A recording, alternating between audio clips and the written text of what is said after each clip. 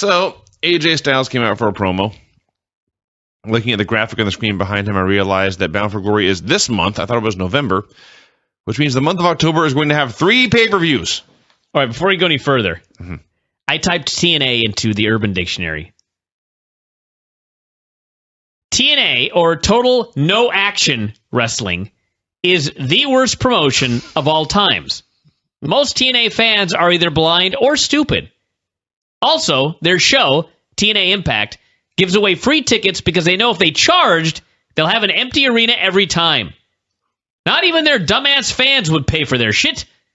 Factors for TNA sucking include, but not all, overdramatic storylines, unneeded shock factors, untalented worked matches covered blood, I don't even know what that means, incompetent authority figures, spelled wrong, constant WWE references, typical need to copy WWE, unconcerned with their wrestlers' health. Example number 1. That's a long example. I'm not going to read it. It's a very long dictionary definition. Did you write it? I didn't write it. TNA is a weekly televised wrestling show that is full of predictable nonstop action. Below is a quick breakdown of an episode of TNA. We can compare this to tonight's episode. Eric Bischoff cuts a 20-minute promo. The commentary team announced the match card. A fight breaks down backstage and lasts around 10 minutes.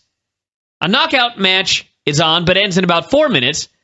Another knockout beats down the winner and walks off. Eric Bischoff is shown talking with Ric Flair backstage until commercial break. A tag team match is on. The face team wins but are attacked after that. Eric Bischoff and Immortal are talking backstage about taking over. And the main event ends in a no contest when Immortal beat down the face superstar.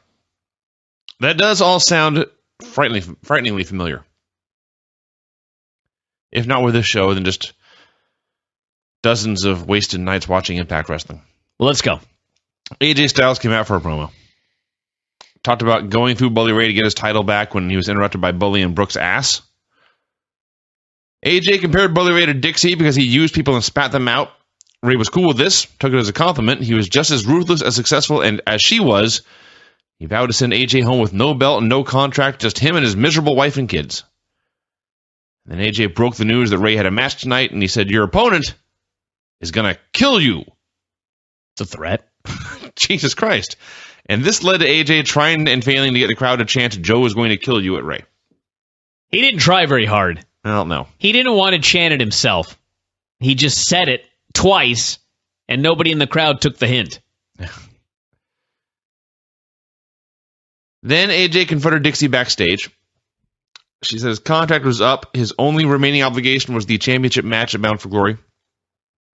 Completely unconcerned that he might win her belt and then leave.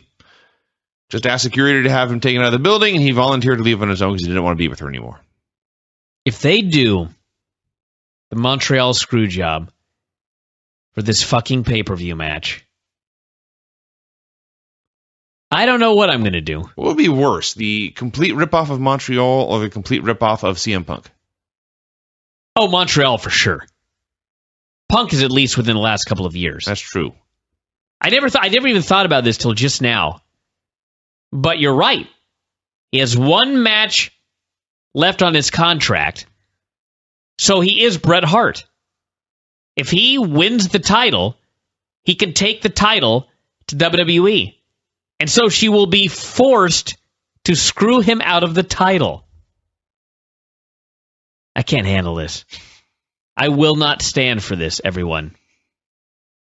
Get that Kickstarter up and running. Aired a commercial for the merchandise site. Among the items you can buy on shoptna.com. You can buy a poster that's just Brooks' ass. Kenny King and Chris Sabin wrestled Manic and Jeff Hardy. Last week, you recall that Kenny King was busted wide open and bled everywhere. And since the show was taped like an hour later, he bled everywhere again, although not nearly as bad. Your basic TV tag match. Don't forget Austin Aries doing commentary. Austin Aries was doing commentary. Very generic. I did actually forget that until the very end here. King and Sabin had miscommunication. Hardy pinned King with a senton. And then Saban went after the baby faces afterwards. Aries from the commentary desk chased him away. Aries challenged Saban to a 4-way with himself and Manic and Hardy. So it sucks to be Kenny King. And then Hardy said, just because he never done one before, let's make it an Ultimate X match.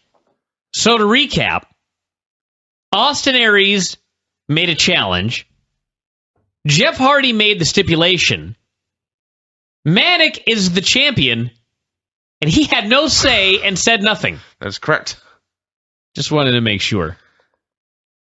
Also, Saban was on the ramp saying, no, I don't want to do this because he's the heel. And I've always said, if you don't want to be in a match, just lie down and get pinned or submit. In this case, it's even more passive than that. If you don't want to be in this match, just don't climb the fucking cables. And why would he not want to be in the match if the title's on the line? Because you could get hurt. Well, that is true. If I were him, I wouldn't want to be in this damn match with my 2 bad knees. Yeah. Sting met with Hulk. They compared Dixie to Bischoff, who was not here to cut her 20-minute promo. They said she had gotten drunk with power and she had gone wacko. Then a lackey walked in and brought Hogan a gift from Miss Carter. It was a watch. They determined it was the same watch that she had given Sting last year. Somehow, this let Hulk determine that this made Dixie worse than Bischoff because, quote, he never got me anything. I don't know what he was talking about here. I have no idea what he was talking His about. delivery was funny, but it made no sense what he was saying. I do love that if you follow the Hulk Hogan storyline in TNA, this is a man who stole Dixie's company out from underneath her. Mm-hmm. Now, years later, she has given him an ultimatum, and he has determined that she is the worst ever and drunk with power. How'd she get the company back, by the way? They talked about it in the. I totally forgot. He agreed to wrestle Sting with a company on the line, and Sting beat him. That's right. Sting met with Magnus actually last week. They showed it this week, but Magnus lost the match last week. Ego had attacked him. He said Ego had gotten into his head. He wanted to take care of them all by himself, facing them all tonight. So they had a gauntlet match. Do you remember when Hulk Hogan was going to wrestle Sting, and he put the company on the line, as you noted? Do you recall how that was set up? All I remember is that they aired a video on the show that showed Hogan accepting the challenge in the steps. Yeah, but remember he blurted out that he put the title on the line and then covered his face and his eyes grew wide? I do now, yes. Remember that? Yes. At the time, I thought it was stupid at the time. But now looking back in hindsight, not remembering anything, when I asked you, how did she get the company back? And you said, Hogan put the company on the line in a match with Sting and he lost. My first question in my head was, why the fuck would Hogan put the entire company on the line in a match with Sting? And then, when I think back to what happened, the answer is, he opened his big damn mouth and screwed it up for himself. So at the end of the day, in hindsight, that's not too bad. At least he gave an explanation for it. He got cocky.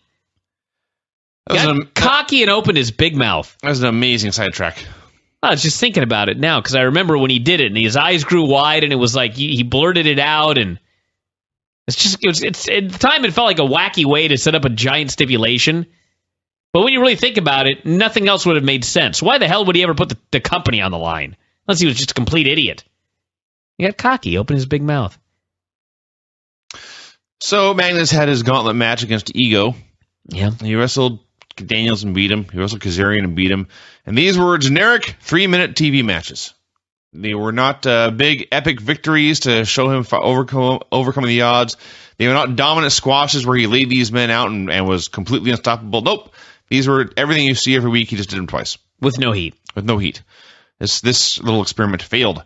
For the third match, Kazarian clipped Magnus' leg before he left.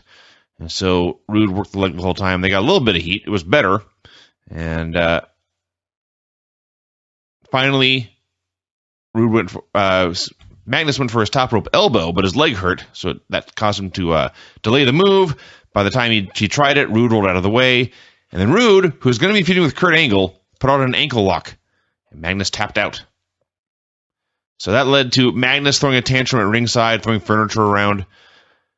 Sting came out to try to talk to him, and I don't know what the announcer said the first time, but they had Mike Tenay redub some commentary, and everything about this was as phony as possible. His delivery sucked. The way they tried to edit it back in and make it sound like part of the show also sucked. It sounded like he was talking into a tin can. Yeah. So, yeah, it was very bad.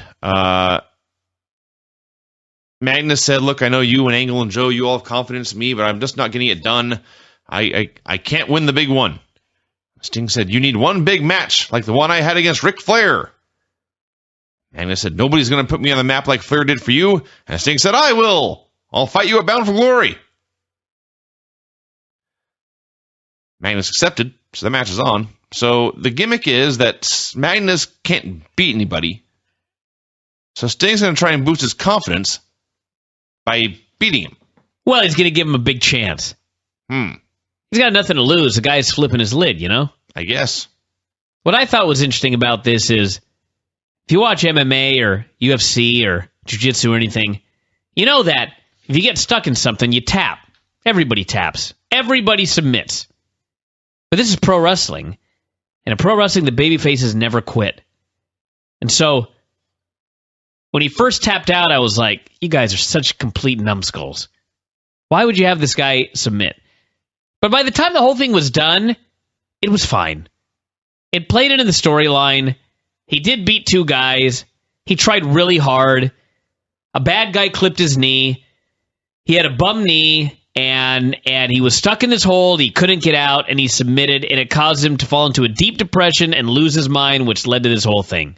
So at the end of the day, I think it was fine. But as a general rule, if you want to get a guy over, he shouldn't be submitting clean he to shouldn't be heels. losing. Yes. I had a problem with the submission. Aries went into Hogan's office, presented him with a bottle of vegan vitamins. He said that Hulk used to wear red and yellow. He used to wear black and white. And this decision was very black and white. And Hulk said he understood. He said, I get it. I get it, Hulk said. And I was like, I don't get it. What is Aries saying, and what have you determined? I don't know. Here was where they put in the Hulk TNA video package, including the months where, yes, he spent months screwing Dixie out of the company. Then he lost it back to Sting. Then he turned and saved Sting from a bunch of bad guys, basically because Sting asked him nicely. Mm-hmm. He took over as GM. He was fighting the Aces and Eights. He tried and failed to re-sign AJ. That was about it. Sabin cut a promo backstage saying he was not going to be in Velvet's corner tonight. Said she was the toughest girl in the company. She could take care of herself. Meanwhile, he was facing a grueling four-way. He was going to find a quiet place and do some meditation, some Tai Chi, and some yoga. He turned to the interviewer and he said, cool, dude? Cool. And he left. 3 weeks before the pay-per-view. Needs to start doing some Tai Chi. Yes. Heel Sabin is fun. Ego had a great segment backstage celebrating their win over Magnus. And they broke the news to Rude that he was going into the Hall of Fame. The Ego Hall of Fame. Rude was flattered beyond belief for this. They all celebrated. They were all joyous. They agreed to have a big black tie ceremony next week. And they were best friends, and they sang Rude's theme song together. This was great. Did they sing his theme song, or were they singing the Hall of Fame song? I think it was the Hall of Fame song to his music. See. Yeah. Yes. His song is something about coming off the chain, and they changed that to the Hall of Fame. And Bobby Roode is going to be feuding with Kurt Angle, and coincidentally, he's getting very large. Brooke was scheduled to wrestle Velvet. There's now only one Brooke in the company. Who has no last name now. It's just Brooke again. So before the match could begin, Lady Tapa came out. And when I say Lady Tapa came out, I mean there was no light show. There was no fanfare. It was just music played, generic music played. A large woman came out. She got into the ring. Looked like anyone else on the show. They could not have made this a smaller deal. Except she was physically gigantic. She's 9 feet tall, yes. But her actual debut was just completely low-key and uneventful. And so she came out and she beat up Velvet and the ref. And Brooke just disappeared. And Lady Tapa declared this was her ring and her island. had a profile video on Gunstorm that should have aired when they won the titles months ago.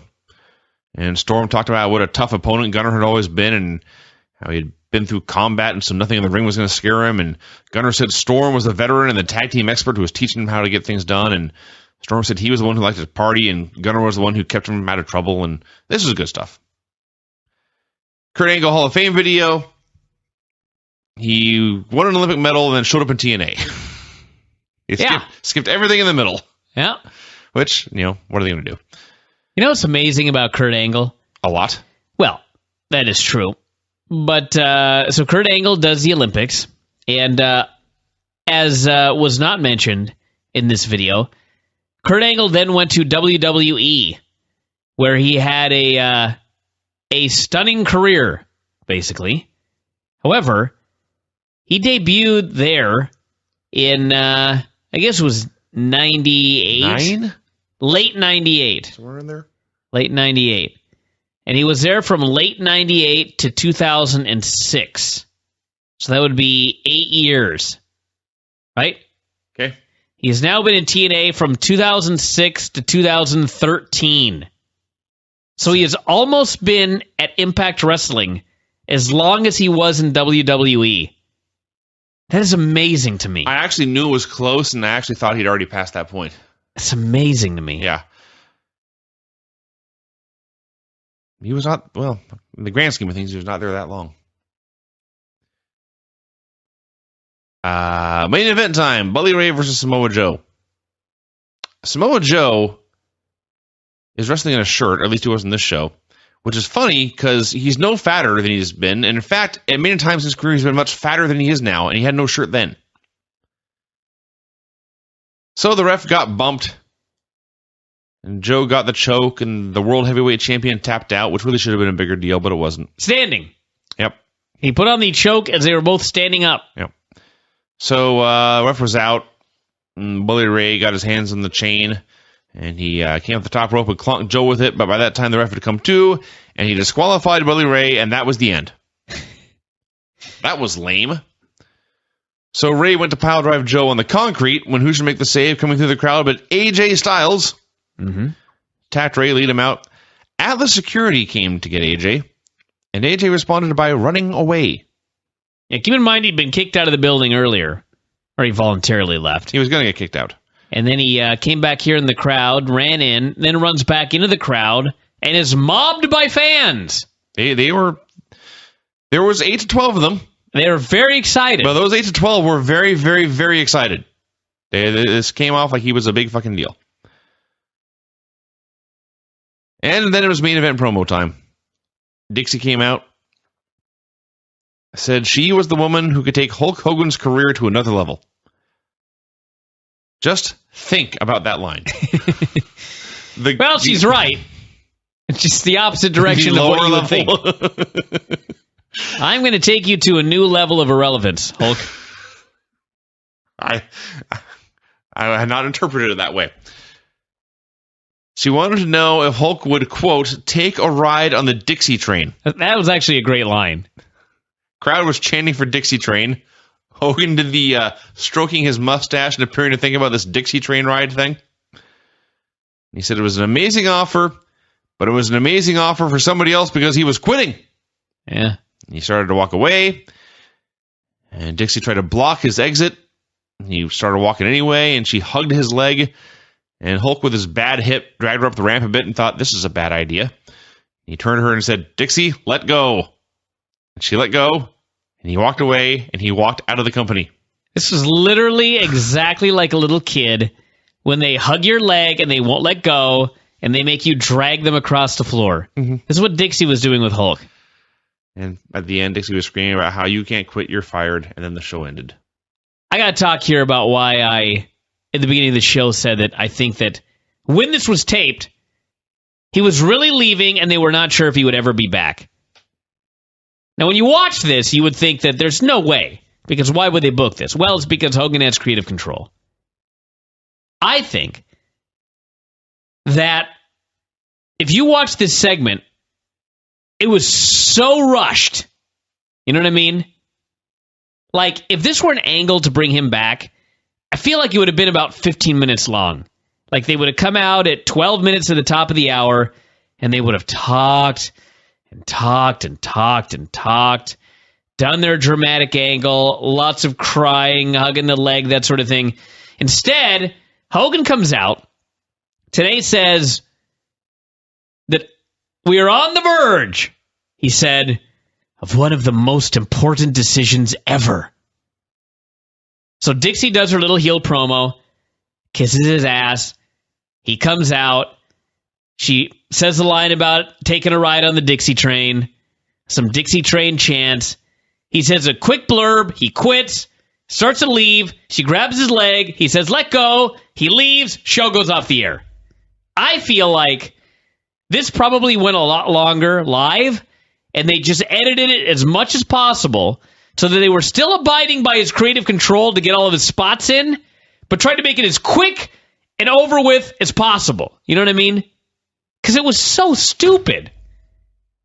Can you imagine, like, if this guy shows up in WWE, how even stupider this is going to look? That he showed up in WWE after leaving TNA when Dixie Carter was on her knees, hugging his leg, begging him not to go. It's just mind-boggling. Now, I do expect him to be back, but this was an amazing piece of television history right here. It was, well, but, you know, obviously this was taped last week, so watching it was just, yep, that unfolded exactly as it was described to me. I actually expected it to be longer and worse. But, yeah, my reaction was to when it came out was just, well, that right there is why Hulk is the best of all time. Because he got the company to kiss his ass as he left. Well, the best of all time in terms of being out for himself. Yeah. He did the company no favors here. Of course not. And again, think about the fact that this was like the main event final angle on the show. Bound for Glory. Hey, Jay, bully. I mean, hello.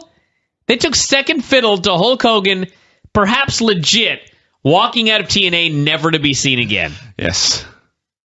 I would also like to say that I do agree that Dixie is much better as a heel than as a babyface. But when I read people talking about how she's 1,000 times better as a heel, you're probably right. Because she was at a very, very low level as a babyface. This is not high praise. She's every owner of a company who wants to be a bad guy you've ever seen. And at least she delivers her lines in an all right manner. Want to take a ride on a Dixie train was a great line. But the rest of it was, this is just someone trying to be a bad guy. It's not really that great. But it is 1,000,000 times better than her as a babyface. So there you go. That's Impact, everybody. 2 weeks. 2 weeks? 3 weeks till Bound for Glory? 20th? It was the 20th, so this Sunday is Battleground. 2 weeks after that will be Bound for Glory, and I'm guessing the next week will be whatever the other WWE show is.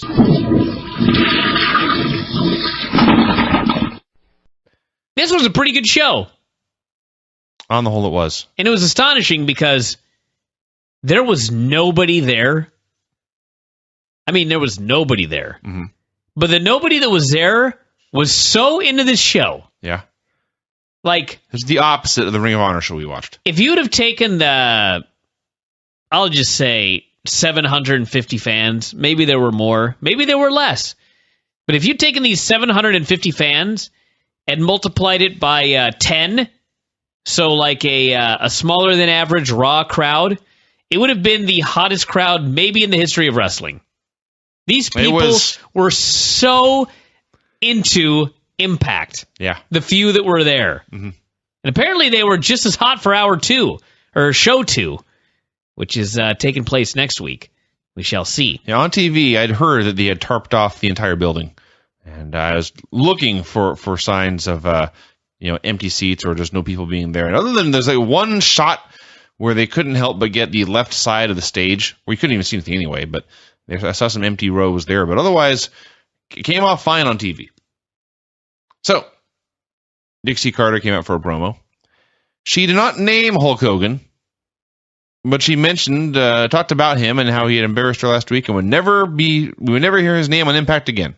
Went out of her way to not mention his name. Okay. That's the storyline. He who shall not be named, I believe she said. Her bangs are crooked, And this is either a crappy haircut or just absolutely great heel heat. Because it drove me nuts. She explained she did not need this mystery unnamed man to succeed. She did not need Eric Bischoff. She did not need Stephanie Levesque or the Jarretts. I'm sitting here 2 hours after we watched this, and I still can't believe this promo. Because at the same time, she made TNA look like a rinky-dink, second-rate knockoff of WWE, simultaneously throwing out insider comments going over most fans' heads. And burying all the people that she'd hired. Oh, yes. Yes. Yes. She then buried AJ for sneaking back into the building last week, and as revenge, she was going to allow Bully Ray to book AJ in any match he wanted. At this point, Sting interrupted. Before he could say much, Dixie pointed out that Sting had been the one to suggest Hogan be hired as GM in the first place. And then he had gone and booked himself against Magnus at BFG. So, she determined she was going to book Sting and Magnus as a team against Kaz and Daniels tonight, and if either of them lost the match, then neither of them would be at the pay-per-view. So, they had to win as a team for the right to wrestle on the pay-per-view in an angle taken straight out of Mexico. You know, Dixie is, she is better as a heel than a babyface. And she did have a few good lines here on this show. But, my God, did this need to go on this long? It was like, it's the old, mentioned a million times, put the boss on TV, and then she's a TV star, she won't want to pull the plug. It's all fine and good. But she was on the air forever, and it was way too long. I think that Dixie is best as a heel in limited doses. She is new at this. She doesn't need to be on there for 20 minutes. Austin Aries cut a backstage promo. He vowed to win the Ultimate X match and also beat Jeff Hardy tonight. AJ Styles arrived, said he had never backed down from a fight. He vowed once again to make Dixie pay, and he also vowed to win the title at Bound for Glory. Austin Aries versus Jeff Hardy. Hell of a match. A hell of a TV match. Till Jeff Hardy was killed. They put Aries over about as strong as possible here. He hit a pair of axe handles from the top rope to the floor outside. He missed a missile dropkick in the ring, but when he tried it the second time, he hit it. And then when Jeff cut him off, Jeff went up top for the senton, but Aries jumped up and drop-kicked the ropes, and Hardy straddled the turnbuckle. And then came the finish. And the finish was, Aries climbed the turnbuckles. He grabbed Jeff Hardy, who was much bigger than him. He lifted him up in a suplex fashion, held him upside down, and then dropped him to the mat with a brainbuster off the middle rope. Yeah. Holy Christ. And this is not like a brainbuster where you turn the guy over the last second. I mean, it kind of was, but he dropped this dude right on his head and shoulder and neck. Yeah. Absolute brutality. And amazingly, Jeff Hardy is fine. Yeah. It's funny because there were two incidents on this show where I thought someone was killed. And in both instances, both guys were totally fine.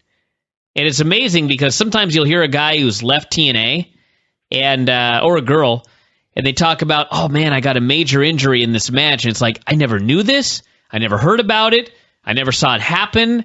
I never thought twice about the spot. And meanwhile, here's two guys that I thought got killed right here on live TV. Totally fine. That's how it is in wrestling, everybody. What was the other one? When Kazarian was dropped right on top of his head by Angle. Yeah, there was that. Good God almighty. Yeah.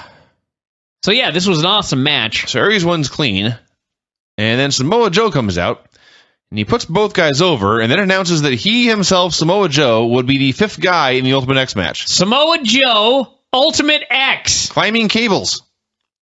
To which Aries screaming to the camera, that makes no sense. Well, He's it doesn't. right. So, does this mean Joe has the power to book his own matches?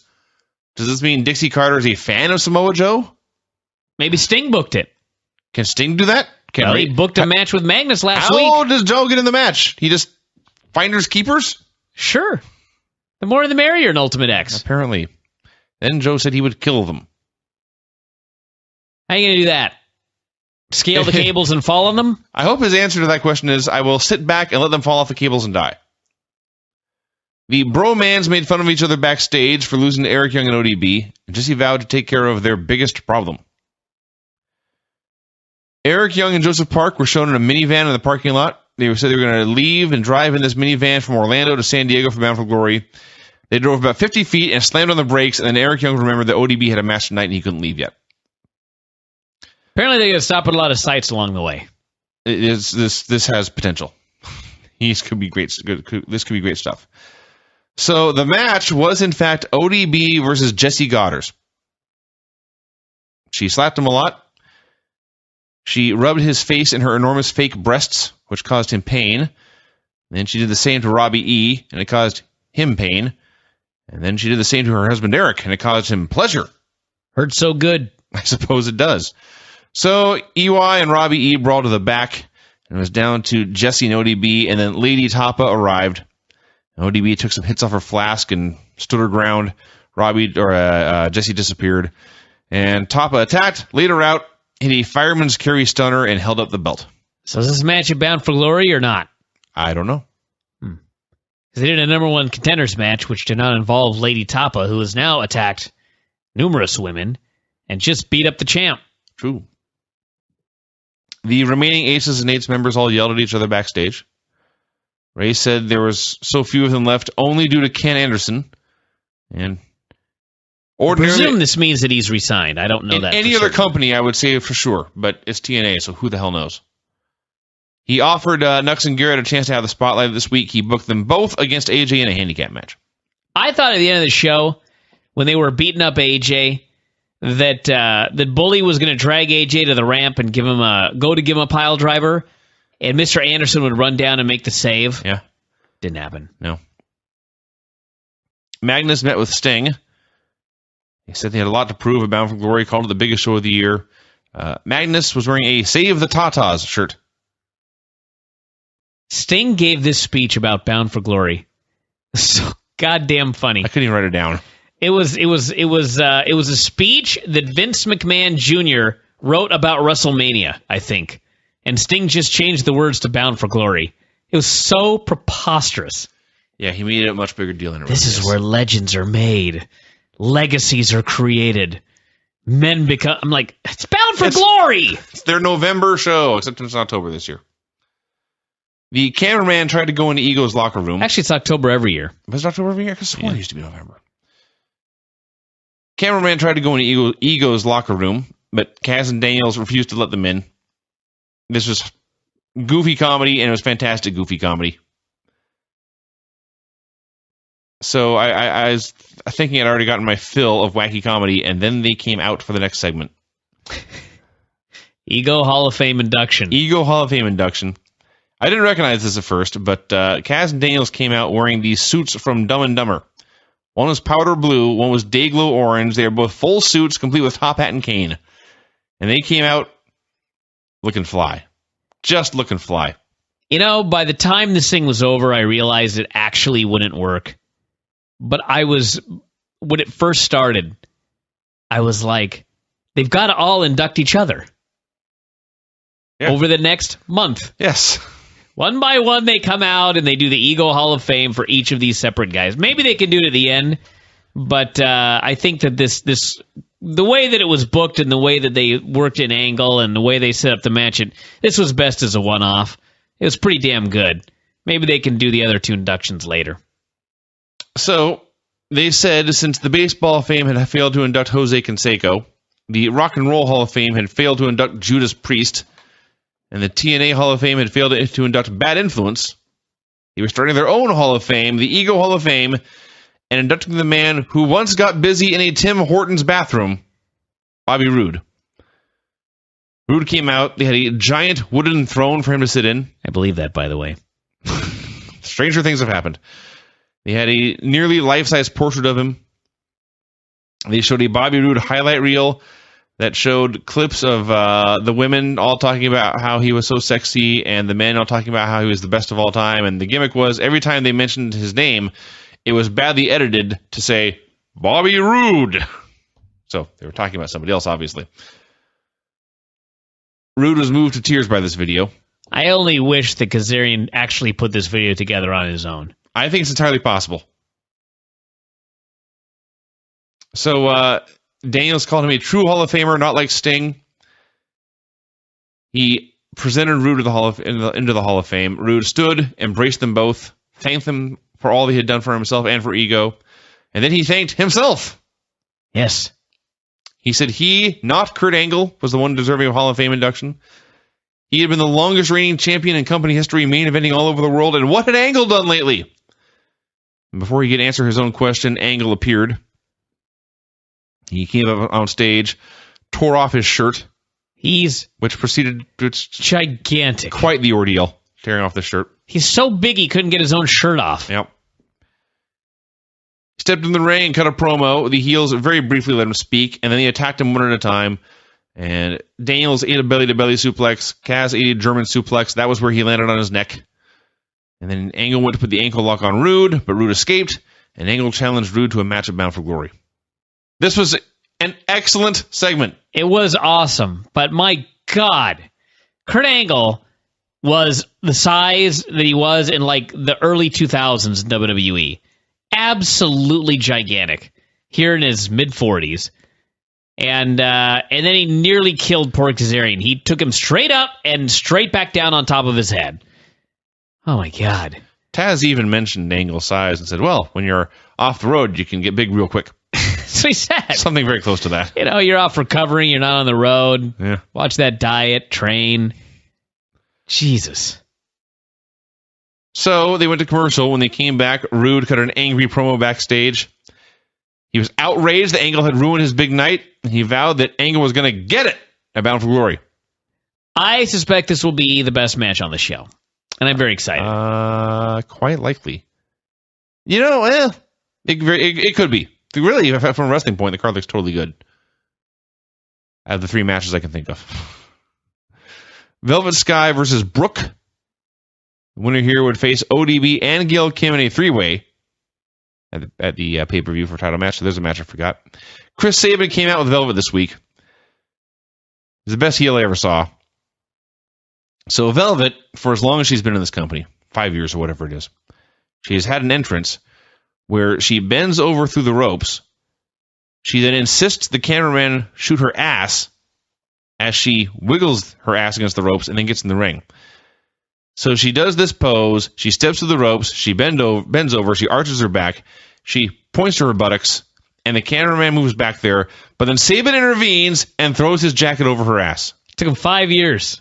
And Velvet looks back, appalled, can't believe that her boyfriend is not allowing her to show off her flesh.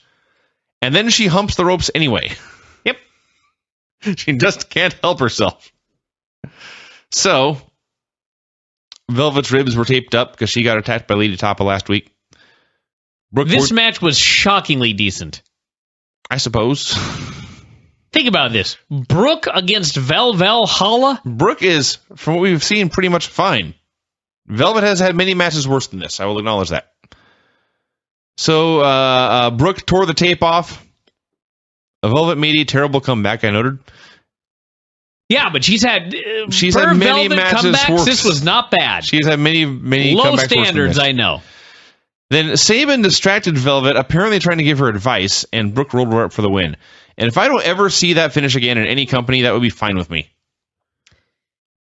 I love Sabin's sunglasses and headband. He has some great sunglasses and headband. I did like the... he has a great jacket, too. Covering up spots, at least for heel purposes. Personally, I was appalled. The one thing that drove me nuts was Sabin is... They said he was giving her instructions or something, but it looked like he was trying to show her Detroit, where Detroit was on the map of his hand. That could be. And then she got pinned, and this is a pretty significant matter. She has been knocked out of the women's title match at Bound for Glory because her boyfriend was distracting her. And you would think that there would be like a big blow-up argument, discussion about these matters. They immediately cut to the back. We never heard from them again. Correct. had a very wacky hype video for Ethan Carter III. Carter? Yeah. Is he Dixie's son? Perhaps he is. They're also going to try calling him EC3. This won't work. Because there's a RG3, you see, and so they're stealing that. And, I can't even describe this except that he was like the ultimate stuck-up star who treated everyone else like they were lowlifes. Right? He was rude to everyone. Ethan. Bad Influence versus Sting and Magnus. I thought this match was perfect booking. Having a match, everything's going fine. And then Sting tags in Magnus, and they try a double team, but it goes awry, and they bonk into each other. Not hard enough to knock one guy out of the ring or to the mat or anything, but they bonk into each other, and they look at each other confused, and then the heels attack Magnus and cut him off for the heat. So they got the heat because Magnus and Sting couldn't get along. Couldn't work together. Build up the hot tag to Sting forever. Finally got the hot tag. Place goes apeshit. Going through his comeback. It's perfectly fine comeback. He threw a perfectly acceptable pro wrestling dropkick. Yeah. And then Magnus tags in, and he hits the big top rope elbow. And he gets to his feet, and Sting starts shouting, "Cover him! Make the cover!" But Magnus hooks the cloverleaf instead. So he's got him in the submission hold, and Daniels Kazarian fights and fights, and then finally Daniels appears to break up the hold. Sting tags himself back in, deals with the heels, he hits Kaz with a stinger splash and a death drop, and he pins him for the win. That's right. So to recap, first they could not work together, they're not on the same page. Then Sting, who is the veteran, realized that in a tag team match, if you can get a quick pinfall, you can win faster than if you get a submission, and the other guy won't have a chance to break up the move. But Magnus, the hotshot, thought he knew best, and he blew off Sting's advice to try to get the flashier submission win. Yep. And this nearly cost his team the match. Then Sting had to tag himself in and solve the problem and take care of business, and this left Magnus embarrassed. Yes. This was perfect. It was very, very well done. Yes.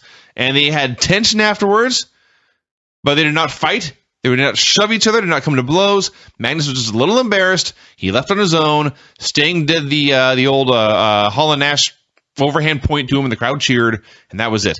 This was A+ booking. It was subtle, but not too subtle. Mm-hmm. Everybody played their roles perfectly. Every character's motivations made total sense. Yep. It was a very good little storyline here in this match. And then there was even another subtle spot at the end where they go to pose to the crowd, and Magnus starts to walk out, and Sting's like, "Magnus! Like, come on, fucker!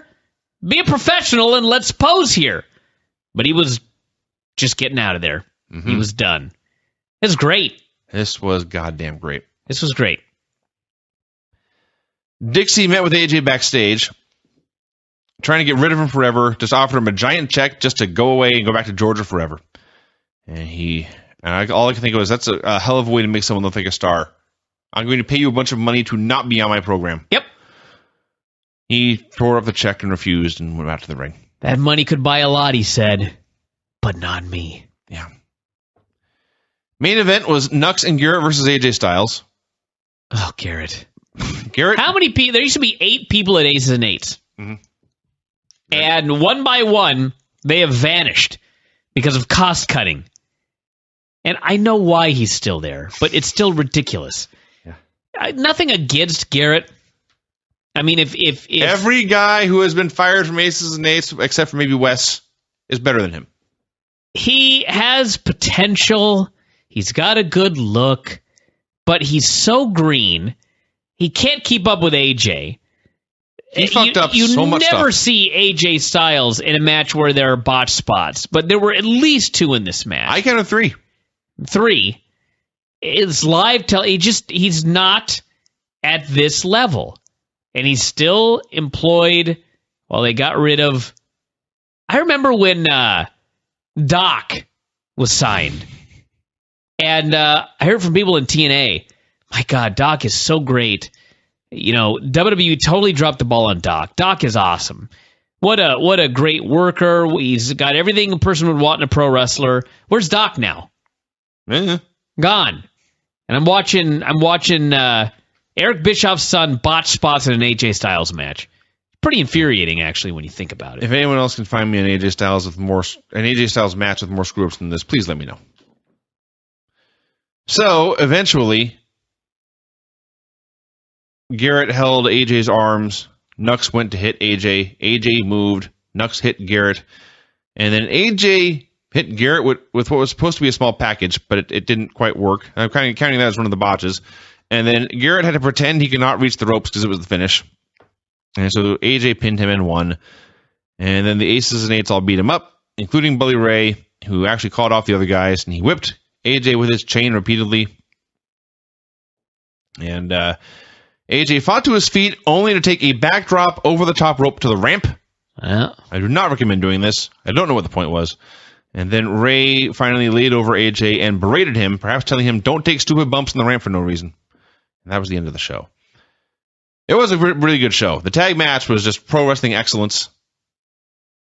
If you're gonna take a backdrop over the top rope onto the ramp, you know what? At least you're doing it to set up the main event on the biggest show of the year. I suppose.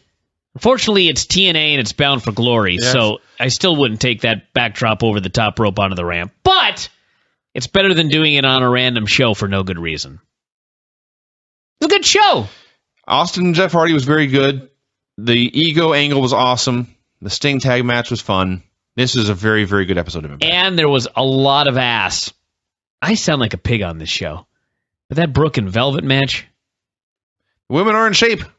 They are in shape. They are in shape. Dixie came out with a couple of security guards. They were carrying a briefcase.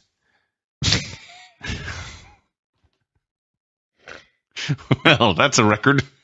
I don't think you've ever broken out laughing on the first sentence before. I'm sorry. It has nothing to do with you. No, I'm sure it is. Sure, it involves Impact. No.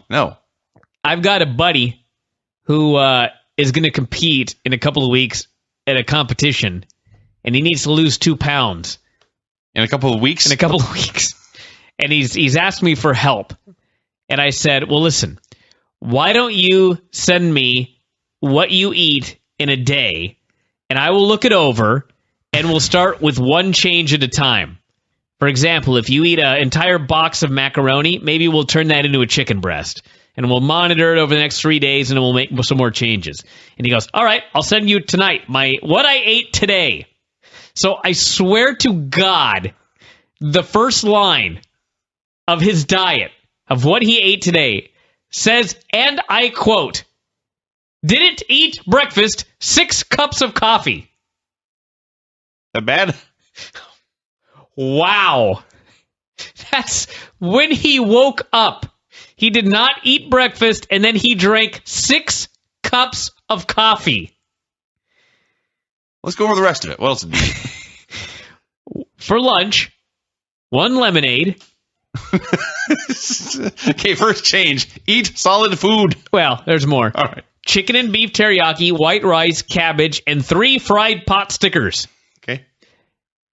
After work, 2.5 plates of spaghetti, 1 bottle of spaghetti sauce, a 1/4 bottle of Parmesan cheese. What? 1 fried chicken leg. He's ribbing you. And 2 quesadillas with 10 slices of cheese. After Jitsi says, there's more? half a thing of saltine crackers. I don't know what this thing is. A dump truck? Few handfuls of nacho Doritos. Bowl of thick pineapple. And the That's good. Final sentence, going to bed hungry, need help. I don't know what to say, except that I think he's going to lose 2 pounds. He's 138 pounds, by the way. Yeah. Okay, now this changes everything. Because you've told me there are some large men in your jiu-jitsu class. 138 pounds. Is he doing 8 hours of cardio a day? I don't think so. But apparently, everybody, if you want to drop some weight, my jiu-jitsu class. I guess so. It's going to really help. Because that sounded like a lot of food to me. Sounds like a lot of food to me as well. All right. Well, I'm sorry I interrupted our impact report for that, but I was caught completely off guard. All right, so Dixie, 2 dudes in a briefcase. She said she was going to finish her piece of art on Sunday, and she compared herself, and this is how she pronounced it. She compared herself to Michael Angelo. Fans were drowning her out with chants of "We want Hogan." I laughed. She rambled on for a while. I lost interest in what she was saying. She talked about taking AJ out of the pay-per-view main event and putting somebody else in. So she's putting a $50,000 bounty on AJ Styles. Man, she could have Hulk Hogan for 2 dates for that money. That's right. I guess she's got it now. He's gone. So here's all the money we didn't pay the Hulk. So Bully and Brooke came out on the ramp, and Bully made sure she hugged him, and the dumbass cameraman zoomed in on her back, not her ass. So Ray said he may take AJ out himself for that money, but then Magnus came out, and he said $50,000 is a lot of money, especially to these good people here in the crowd, but tonight I want to fight Bully Ray for free. Why should you do that? You should fight for money. Ray... He's young and dumb. I guess so. That's the storyline. In fact, he called Magnus young and dumb. That's what he said. He said he was a fraud. He was all smoke and mirrors, and Magnus dropped him with a punch, and Ray accepted Magnus's challenge for a match tonight. Yeah. I got to say about Dixie. Again, she's better as a heel than as a babyface, but this is no buys. Dixie Carter, heel GM, is not selling one ticket to anyone. It is not selling one pay-per-view. It is not garnering any interest whatsoever in the product. I don't understand why they're doing this. To satisfy the boss's ego. I guess. But she's not even really the boss. This should be her mom's role. That would be awesome. We're like having Granny on the show. So, yeah. Bully Ray was backstage with the Aces and Eights, by which I mean Nux and Garrett. He said last week they had the spotlight. They had taken out AJ. So he said, Nux, tonight you can have the spotlight again, and you can win $50,000. I thought, okay, she's going to fight AJ.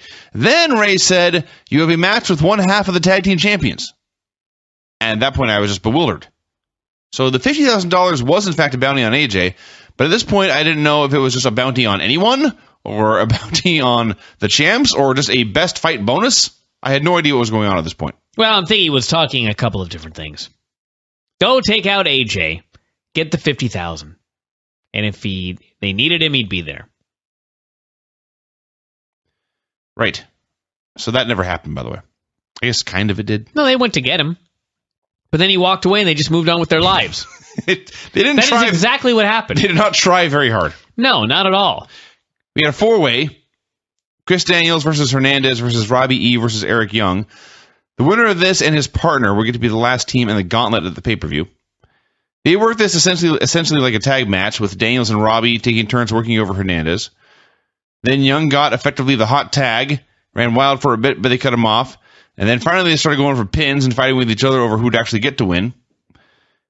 Everyone got involved, broke into a four-way, everyone hit a big move, and it ended with Robbie pinning Daniels. So yes, the Bromans are the last team in the gauntlet. Because why? Somebody stole a pin. Yes. Yes. There's something we've never seen before. I will take pin stealing over distraction finishes right now. I reserve the right to change my mind later. But right now I am more sick of the distraction finish. Jesse, backstage, attacked AJ to try to collect the bounty. AJ beat him up. That was it. AJ came out for a promo. He dared anyone try to collect. As noted, Nux and Bischoff came out. Which, I don't know. Ray apparently earlier knew that AJ was going to call people out to come collect this bounty. So Nux and Bischoff went out there, fought him for a while. They tried to collect this bounty by hitting him with wrestling moves. Seems odd to me. The wrestlers. I guess, but And with a volleyball spike. a chain. They did, as Ray used in the main event. Chairs, all kinds of things that they could use it. You're not trying to win a match. You're just trying to injure him. So Gunstorm came out to make the save. And when I say Gunstorm came out to make the save, what I mean is Gunstorm's music played, and they casually sauntered out to the ring. Mm-hmm. And the Aces and Eights ran away. And the champs had a stare down with AJ, and they teased collecting this bounty, but then AJ just left. And that was it. And that was the last time the Aces and Eights tried to collect this bounty all night. They tried once. It went wrong. They gave up. To recap, everybody, Gunner and Storm came out, and they ran off Garrett and Nuxie. And Nuxie then proceeded to just have a match with Gunner. Yes. The $50,000 bounty. He just was like, well, we didn't get him. I gave it my best shot. And it's not even like AJ ran. No. Gunstorm came out to make the save, and AJ just calmly held his ribs and just walked away. He stood in the corner at ringside. Slinked away, actually. And instead of continuing to try to collect this $50,000, Nux was like, shit, I've been booked for a match with Gunner. I better do it. I'm sorry, can you say his name one more time? Yes, I made it into 2 syllables. Gunner. Anyway, so yes, Nux wrestled Gunner in an infuriating segment. The first thing they did, the bell rang, Nux pushed Gunner into the ropes, and Garrett reached in and grabbed Storm's foot. Now, we say many, many times in TNA that so-and-so did something illegal right in front of the referee.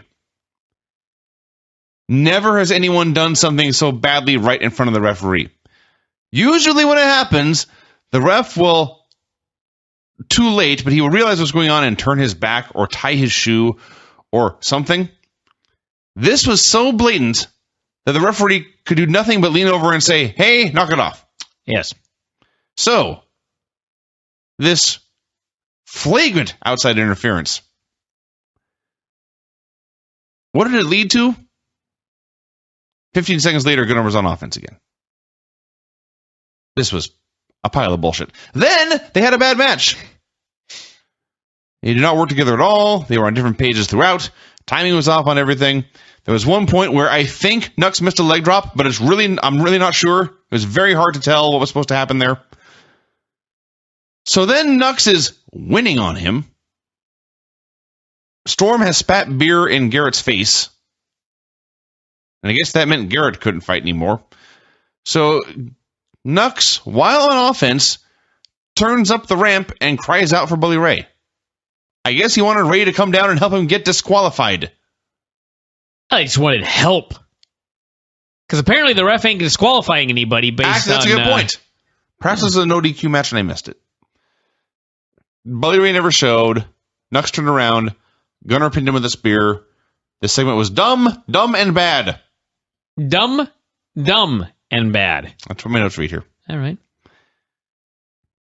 Chris Sabin vowed to Velvet that he was going to collect the bounty. Went off to collect the bounty. She was very unhappy, but he said, I'll buy you something nice.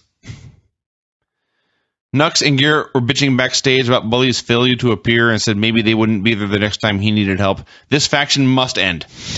Put a knife in this thing. Put it out of its misery. I expect they get rid of Nux, but they keep Garrett. Bischoff. Yeah, I know which Garrett. Brooke was backstage taking selfies of her ass. I would like to think this is how she spends her free time. Actually, funny you should mention that. Let me... I think the photo she took here seriously did make its way to Instagram. I was going to check her Twitter. I believe this is the one. It's actually on our board. Someone linked to it, and she went off on kind of a mini rant about people who accuse her of having ass implants. So, that was the best thing in the show. Gail arrived, said one of them would win the title of the pay-per-view. I presume it's a freeway. I don't know. I don't care. But if Lady Tapa showed up and attacked them, they would need to work together to fight her off because she was too big for either one of them. Brooke refused, saying she only worked with Bully Ray. All right, Brooke Tessmacher's Instagram here. Ah, damn it. This user is private? Can't be right. Hang on. The board, FRWLine. Clearly, I'm looking at the wrong Brooke Tessmacher. User is private. What in God's name? Gotta be kidding me. Why bother even having one if you're going to be private? That actually is a good question. Clearly, it's got to be... Go to the board. Okay. Go to the Pro Wrestling folder. Okay. Go to the second page. My God, all the way down there? That's a week ago or so. I think somebody would have updated it tonight. They may have. Well, remember, this show was taped. True. So I think this photo was taken last week, because I'm pretty sure this actually is the photo she's shooting here on the show. Oh, no, this is different shorts. Let's see. Anyway, second page, the thread is labeled, Brooke Tessmacher. I see, there it is. Yeah. I don't see it. You don't see Brooke Tessmacher? No, I see it, but I don't see the selfie that she took, which is... The first, click on the link. Oh, I see it. Oh, there we go. Hey, yeah, that's it. That's her ass. Oh, look at that. I mean, I am. Brooke Impact. This user is not private. How about that? Man. Buttocks everywhere. She's gifted. All right. At a hype video for the Ultimate X match. Sabin was stalking the hallways backstage like a cartoon villain. Like Snidely Whiplash. Looking for AJ. Instead, he found Samoa Joe. And Joe essentially said he was going to kick Sabin's ass tonight. And Sabin was terrified and ran away. Sabin was awesome here. And then we got Chris Sabin versus Samoa Joe. Chris Sabin did every Ric Flair match ever. Took a savage beating. Then when he finally got some offense, Joe just no-sold everything, and Sabin cowered in fear. Tried to run away. Joe ran him down, but Sabin was able to hit a DDT on the ramp. Tried to win by countout, but Joe got back in the ring. Sabin worked him over for a bit, but then didn't just get back in the ring. Running dive through the ropes at 9.9. He actually did like a tope through the ropes, yes, from the ramp into the ring. Eventually, he made a comeback. He hooked the choke, and the instant he got the choke on, Sabin tapped out. Aries ran out. Basically, all the X Division dudes ran out and hit somebody because they're all in the match. And it ended with Manic hitting a dive off the ladder, and then he posed on one corner, and Hardy posed on the other, and Joe posed next to the ladder, and everyone posed. And then suddenly it was to the back. Manic is like a high-flying daredevil superstar of the X Division, and he did the most tentative high cross off a ladder onto two men that I ever saw. Even I would have been more bold. They went to the back because Bad Influence was beating up AJ trying to collect the bounty. He fought them off and then was able to grab a fire extinguisher and hose them down, and that gave him a chance to run away.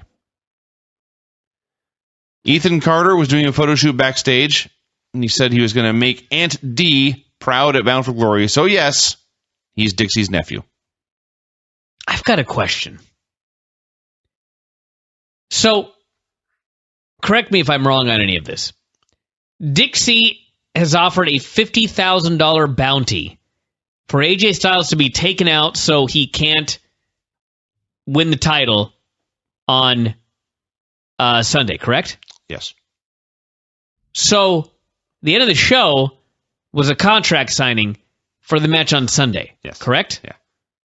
So, am I missing something here? Yeah, Why didn't she save her $50,000 and just tear up the contract? I don't know. I'll think about this more as we go on. Yeah, start see if you can make sense out of this by the end of the show. Bully Ray wrestled Magnus. It was a pretty good TV main event. Magnus made his comeback. Ray cut him off, and he went to hit him with a chain, but Sting ran down to stop him. And this distracted the ref, and that allowed Ray to hit Magnus with a low blow and then pin him. So last week, they had the tag match against Bad Influence. I talked about what great booking it was. This was the opposite of that. Sting came off like a goof who couldn't save his friend when his friend was in trouble and ended up costing him the match. And Magnus was a loser who got pinned. Well, you can't win them all. No. Magnus confronted Sting backstage. Joe arrived to make peace, and Sting just reminded Magnus they had a match on Sunday. Kurt Angle came out for a promo. Said Bobby Roode was very impressive, but he would never beat Kurt Angle. And then Bobby Roode came out and cut one of the best promos of his career. He said he might have wanted to be like Kurt Angle 10 years ago, or 5 years ago, or 2 years ago, but he wanted nothing. He had no desire to be the Kurt Angle of today. Said 2 years ago, you beat me at Bound for Glory. Since then, you've done nothing. But that loss, that motivated me to turn heel. Not his exact words, but to do whatever it took to win the title and then hold it for the longest reign in company history. He vowed to beat Kurt on Sunday. They went back and forth for a while. Roode hit him with a sucker punch. Bad Influence came out to make it 3-on-1. After Kurt was soundly beaten, Bobby Roode ordered them to back off, and he put Kurt in a crossface, and Kurt tapped out. This was an excellent, excellent promo and an excellent angle. Kurt looks like he's hurting bad. Well, likely. Yeah. And then it was time for the main event angle. Bully Ray and AJ had a contract signing. So the story here was that AJ had survived the gauntlet.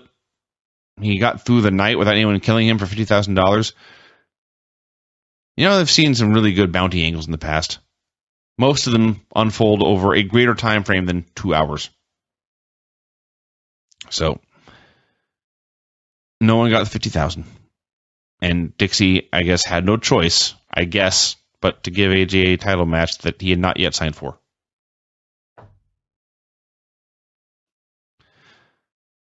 Ray signed the contract immediately, cut a promo saying AJ couldn't beat him. Started talking about Ric Flair beating Dusty Rhodes in 1985, then quoted Dusty's Hard Times promo. And he said he was the one, Ray said that he was the one putting people through hard times these days, and everything he'd done to Jeff Hardy and Chris Sabin, and he's going to do to AJ, send him unemployed and broke back to his family who would probably leave him. He said he was the Darth Vader of the wrestling business, and you are no Luke Skywalker. Then AJ said, listened to what Ray had to say, collected his thoughts, picked up the microphone and said, you're no Ric Flair and I'm no Dusty Rhodes. Hell of a line. Should have said, we're indie geeks. We're B-stars. Went on for a bit, said he was the most intense, desperate man Ray had ever faced. He was going to make Dixie pay. He was going to become the next world champion. He signed the contract. So after the contracts were signed, I'll repeat that because that seems important. After the contract was signed, Ray changed his mind. So he was not putting the title on the line. He was going to collect the $50,000 right now. And he attacked AJ, and AJ fought him off and stole the briefcase. He opened it and looked at the money, and he threw it all at Dixie and her lawyers, and they bent over to pick it up. And AJ and Ray shouted at each other. And the money, by the way, completely fake. Blatant Monopoly money. And show ended with AJ and Ray jibber-jabbering each other. The show ended. And that was Impact. You know, this was a go-home show for Bound for Glory. And I thought last week's show was excellent. I don't want to say this show sucked, but last week's show, I was way more interested in Bound for Glory than I was after this show.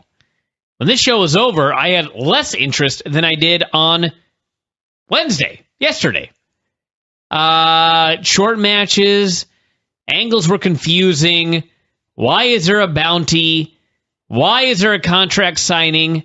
I mean, wasn't the match guaranteed? Isn't that the storyline that he won the Bound for Glory tournament, so he's guaranteed this title shot? Yes. What the hell are they signing a contract for? I don't know. Why not rescind the contract from him if you are having a contract signing? Why are you having a contract signing at the end of a show or at the beginning of the show you put a bounty on the guy? Why waste your money? Why not just not have a contract for the guy to sign? Why not just fire him? This doesn't make any sense. No, none. I don't know. It just this was like the go-home show for WrestleMania. This is their WrestleMania. Yeah. And I'm not excited. It would, and I am not excited for the show.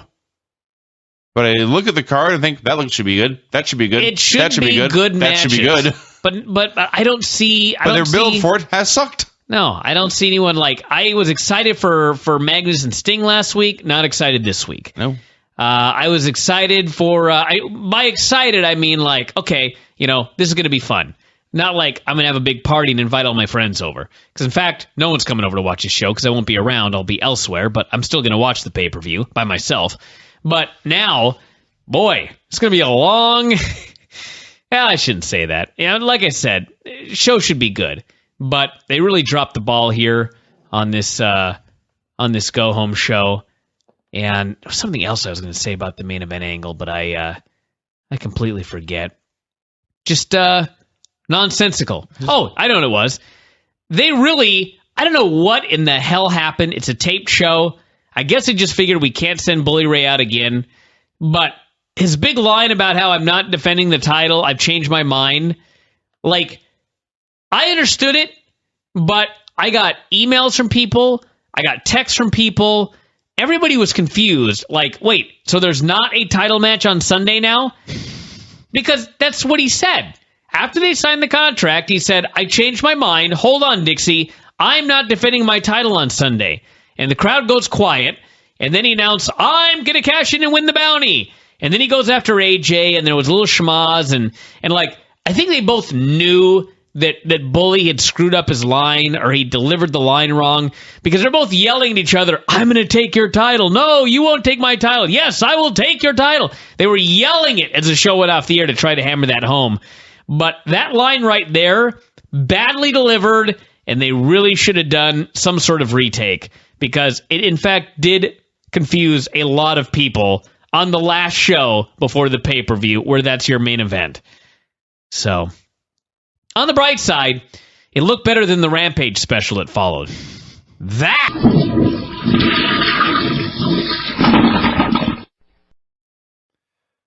Well, I suppose we should talk about Bound for Glory.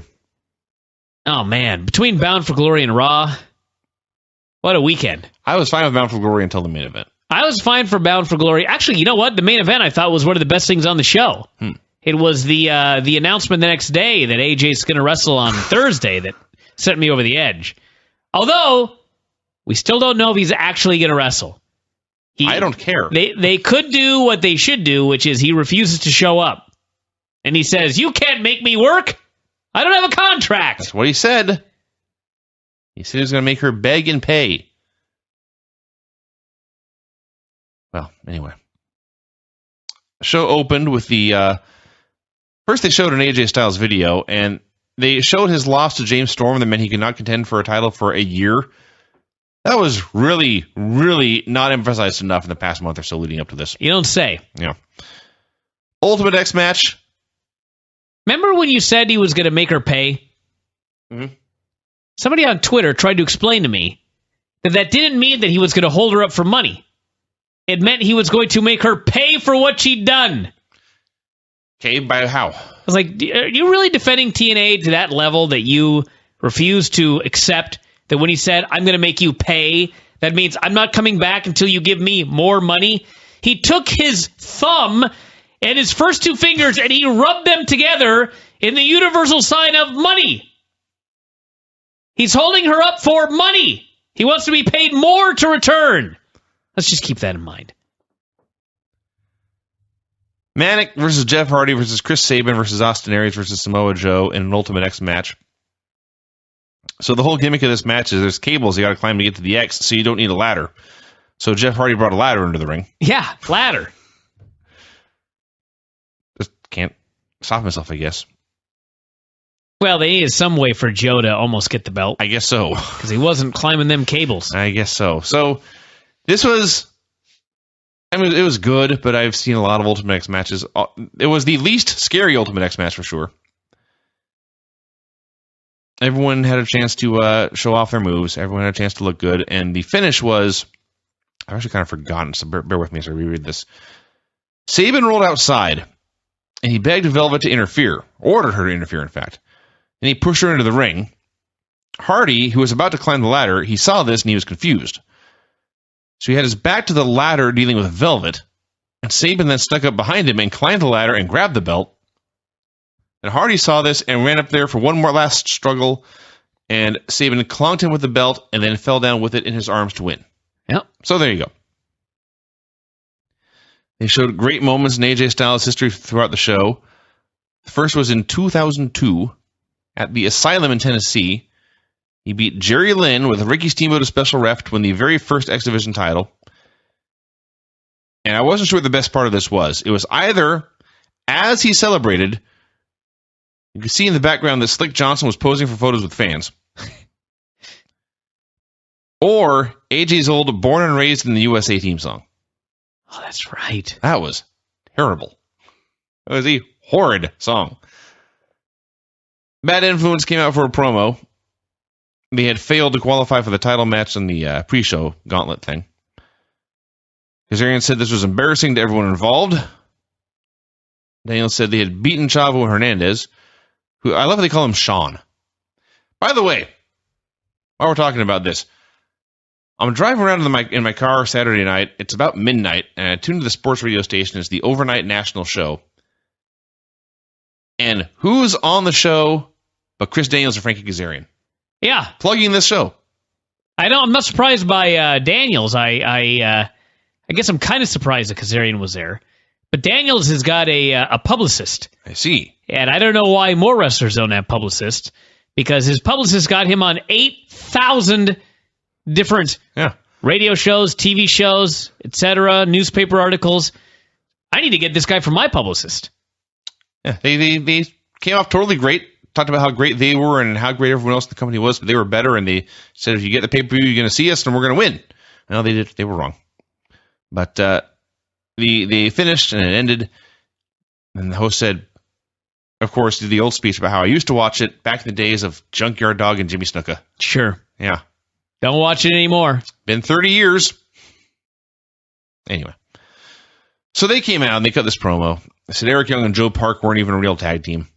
They demanded to be added to the title match because, after all, TNA have but 5 guys in the Ultimate X match and 3 girls in the Knockouts match. So why couldn't there be 3 teams in this title match? Strong point. Plus, they're constantly swerving, he said. Yes. So Eric Young interrupted, told them they had created a monster and that they should run. They had no idea what he was talking about. Neither did I, because I did not watch the pre-show match. So they attacked him, but then Abyss came out to kill them. I guess Joe Park bled in the pre-show match. Yes. So Abyss came out. The crowd loved him. He laid them out with his finishers. He stared down Eric, and Eric was scared for a minute, but then Abyss helped him up, and they posed. Bo Rash interviewed Gunstorm backstage. They said they would win. Gunstorm versus the Bromans. Bromans have a third member, at least for this show. His name is Phil Heath. He's a giant bodybuilder, a 3-time Mr. Olympia, they said. Yeah, that's a big deal. That is a big deal. I assume that's the biggest title. That's as high as you can get in bodybuilding. Yeah. And this man, trust me, this man was a big deal. He's a charismatic fella. And he's big. He is big, Vinny. He's very big. That's how you win Mr. Olympia. I'll say. You have to be big and cut. Cheeseburger would not win Mr. Olympia. This guy would eat cheeseburger.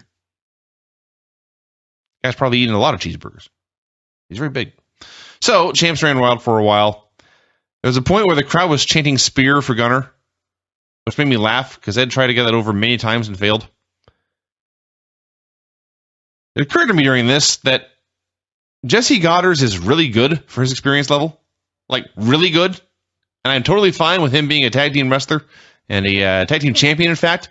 And in fact, he's a better tag team wrestler than Gunner, who is not very experienced either, but he's been doing this longer than Jesse has. Jesse's a really good tag team wrestler. Gunner will do things like hit a bunch of moves, and then remember they have the heat on him and fall down. Well, Jesse works a lot in Ohio Valley, and I'll bet they do a ton of tag team matches. I was going to say. CNC Wrestle Factory don't. Need to go more. So eventually Storm tagged in. He made a big comeback. Actually, that's all they do is tag team matches. Yeah. But not in Ohio Valley, they don't. No. Storm got a nasty gash on his leg somehow.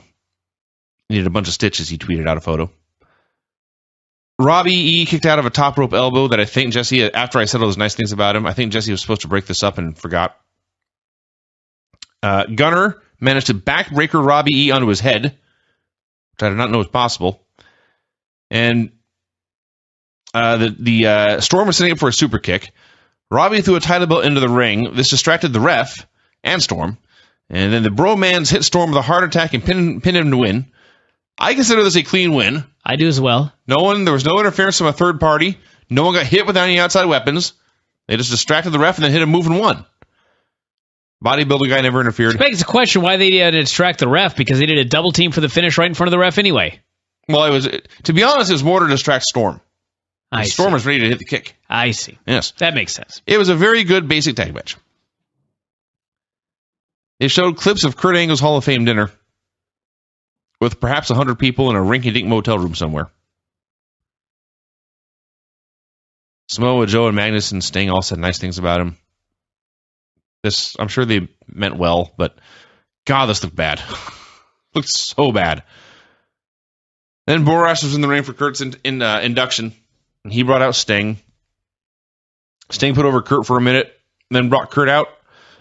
And to make a long story short, Sting presented Angle with a watch, a Hall of Fame watch, said it was time to make it official. Then Angle, who was announced as being in the Hall of Fame months ago, a long time ago, and now, at the stroke of midnight, he decided he did not deserve it. He had let his family and his peers down by not living up to Sting's standards as a Hall of Famer. He did not explain why he had let them all down. So he declined the offer, but he vowed to set a new standard for himself in the industry, and when he had earned it, he would join Sting in the Hall of Fame. And they left together. Awkward. Weird. It showed AJ pinning Angle to win the title in 2009 with a springboard 450, which I don't know if they knew it, but that was foreshadowing. Actually, I'm sure they did that on purpose. Dixie took a phone call backstage, ordered AJ's merchandise put on sale at half price, so it wouldn't be in the warehouse after he left. Did she do that, by the way? I doubt it. I hope so. ShopTNA.com. Let's find There out. better be a big banner saying AJ Styles merchandise half price. Let's see if they did that. Loading very slowly. I'll do it. You continue on. All right. Maybe because everyone's up there getting his stuff half price. Maybe that's it. Ethan arrived. She said she had handpicked the perfect opponent for him. And then they said their family catchphrase, which is, "The world needs us. We're the Carters." Man, this is slow. ODB versus Gail Kim versus Brooke. They claimed Brooke was a 2-time Knockouts champion. Is that true? I presume it is. That's I remember nothing about that. And I do not want to have... I remember her winning it once in her hometown. I don't remember the second time. I kind of do remember that because she had like the Texas themed gear on. All right, Shop TNA finally opened up here. Still hasn't for me. It's very slow. And I don't think... Let's check my own website, see if it's the internet as a whole. Oh, it might be. It may just be slow internet. All right, well, TNA, you're off the hook for this one. Unless it's the same server. No, internet's slow. That's up for me now. God damn it. I do not see AJ Styles half off. What I do see is purchase the latest MP3s. MP3s? Of what? Apparently theme songs. Maybe you can get Born and Raised in the USA. I'll search AJ Styles products. So, ODB and Brooke here in this championship match used their buttocks and vaginas as weapons. Don't ask me. That's what happened. Par for the course. The announcers got bored very quickly. Started talking about hairdos and fashion. Gail put Brooke in the ring post figure 4, and Taz called this move the big post between the legs. Well, if his stuff is half off, it was pretty damn expensive. This t-shirt here, $24.99. I am skeptical that this is half off. You can get TNA, the Black Album. I think that whoever she contacted did not do as she asked. Okay, for $1 each, you can get 6 songs, or you can buy them all for $5. You can get Joseph Park's song, Joey Ryan's song, the Aces and Eights instrumental, because Lord knows, after hearing that 17 times a week on Thursdays, you want to hear it again. Kenny King's song, Zima Ion song, and Chavo Guerrero song. It's one collection. What a deal. That's a deal for $5. So ODB carried both of her challengers around the ring in a fireman's carry. Hit Gail with a TKO onto Brooke. She made the cover, but there was no ref. Then Lady Tapa arrived. ODB went up on the ramp to brawl with her. Got her ass kicked. Brooke tried to dive from the top rope to the ramp, but Tapa caught her. And from the ramp, powerbombed her back into the ring. That was cool. And then Gail jumped on Brooke to win the match and the title. And Tapa teased knocking Gail out too. But then she presented her with a belt. So, the diminutive black-haired women's champion has been paired with a giant Polynesian woman who has family in the business. Yep. Where have I seen this before? Man, I'd have to think. Something with, I don't like to overanalyze my wrestling, as you're all well aware. But what's up with this Lady Tapa? That's the question? Yeah. Well. So she's a big girl that comes from backstage in her outfit. She chills out back there. Yeah. She flies from town to town. Yeah. Huh. And they play her music, and she goes out and kills people. That's kind of weird, huh? Like that hasn't been done 100 times before. I just wanted to bring it up here. Yes, wrestling is weird sometimes. Okay. That's true. Had a new interviewer guy backstage interviewing the Bromans. Had a fantastic celebration when they poured protein shakes all over themselves. Sounds lewd. It sounded bad on paper. I suppose, but... And they still did it. I don't know if they're... I hope it's a permanent trio, because just having the Heath guy, the Mr. Olympia, just having him there as a cheerleader is great. I like Phil Heath. And his name I find funny. Phil Heath. I don't know why. I almost called him David Heath, who was not Mr. Olympia. I think anyone who's got a first and last name that's one syllable, I always find funny. Phil Heath. You've mentioned this before. Yeah. I forget who it was. But people pointed out names to you such as Ric Flair. Oh, sure. Bret Hart. Well, There's exceptions. Bret Hart's kind of funny, isn't it? I suppose. Bret Hart. Phil Heath. Gunner. See? James Storm. James Storm? He doesn't count. Lance Storm? Lance Storm. It doesn't count if it's a cool name.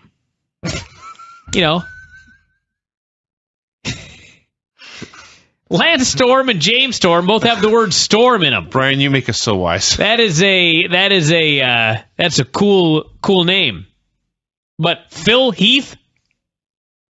It's a verb and a candy bar. Delicious candy bar.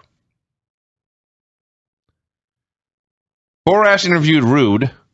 He said he was inside Angle's head. That's why Angle had declined the Hall of Fame invitation. He vowed to make Angle tap out. And we got Kurt Angle versus Bobby Roode. Kurt ran wild a bit. Then Roode started working over his neck. Had a heat segment. There's basically one long chin lock. And then it became every Kurt Angle match ever.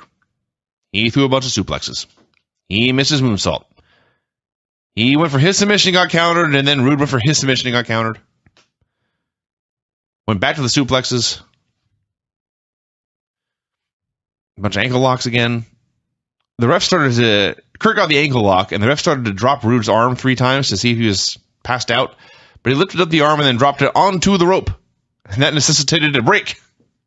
What an idiot ref. That's some shitty refereeing. We need Dana White to cut a promo on this idiot ref. Screwed up the whole match. Quite insane Kurt Angle hit an angle slam off the top rope.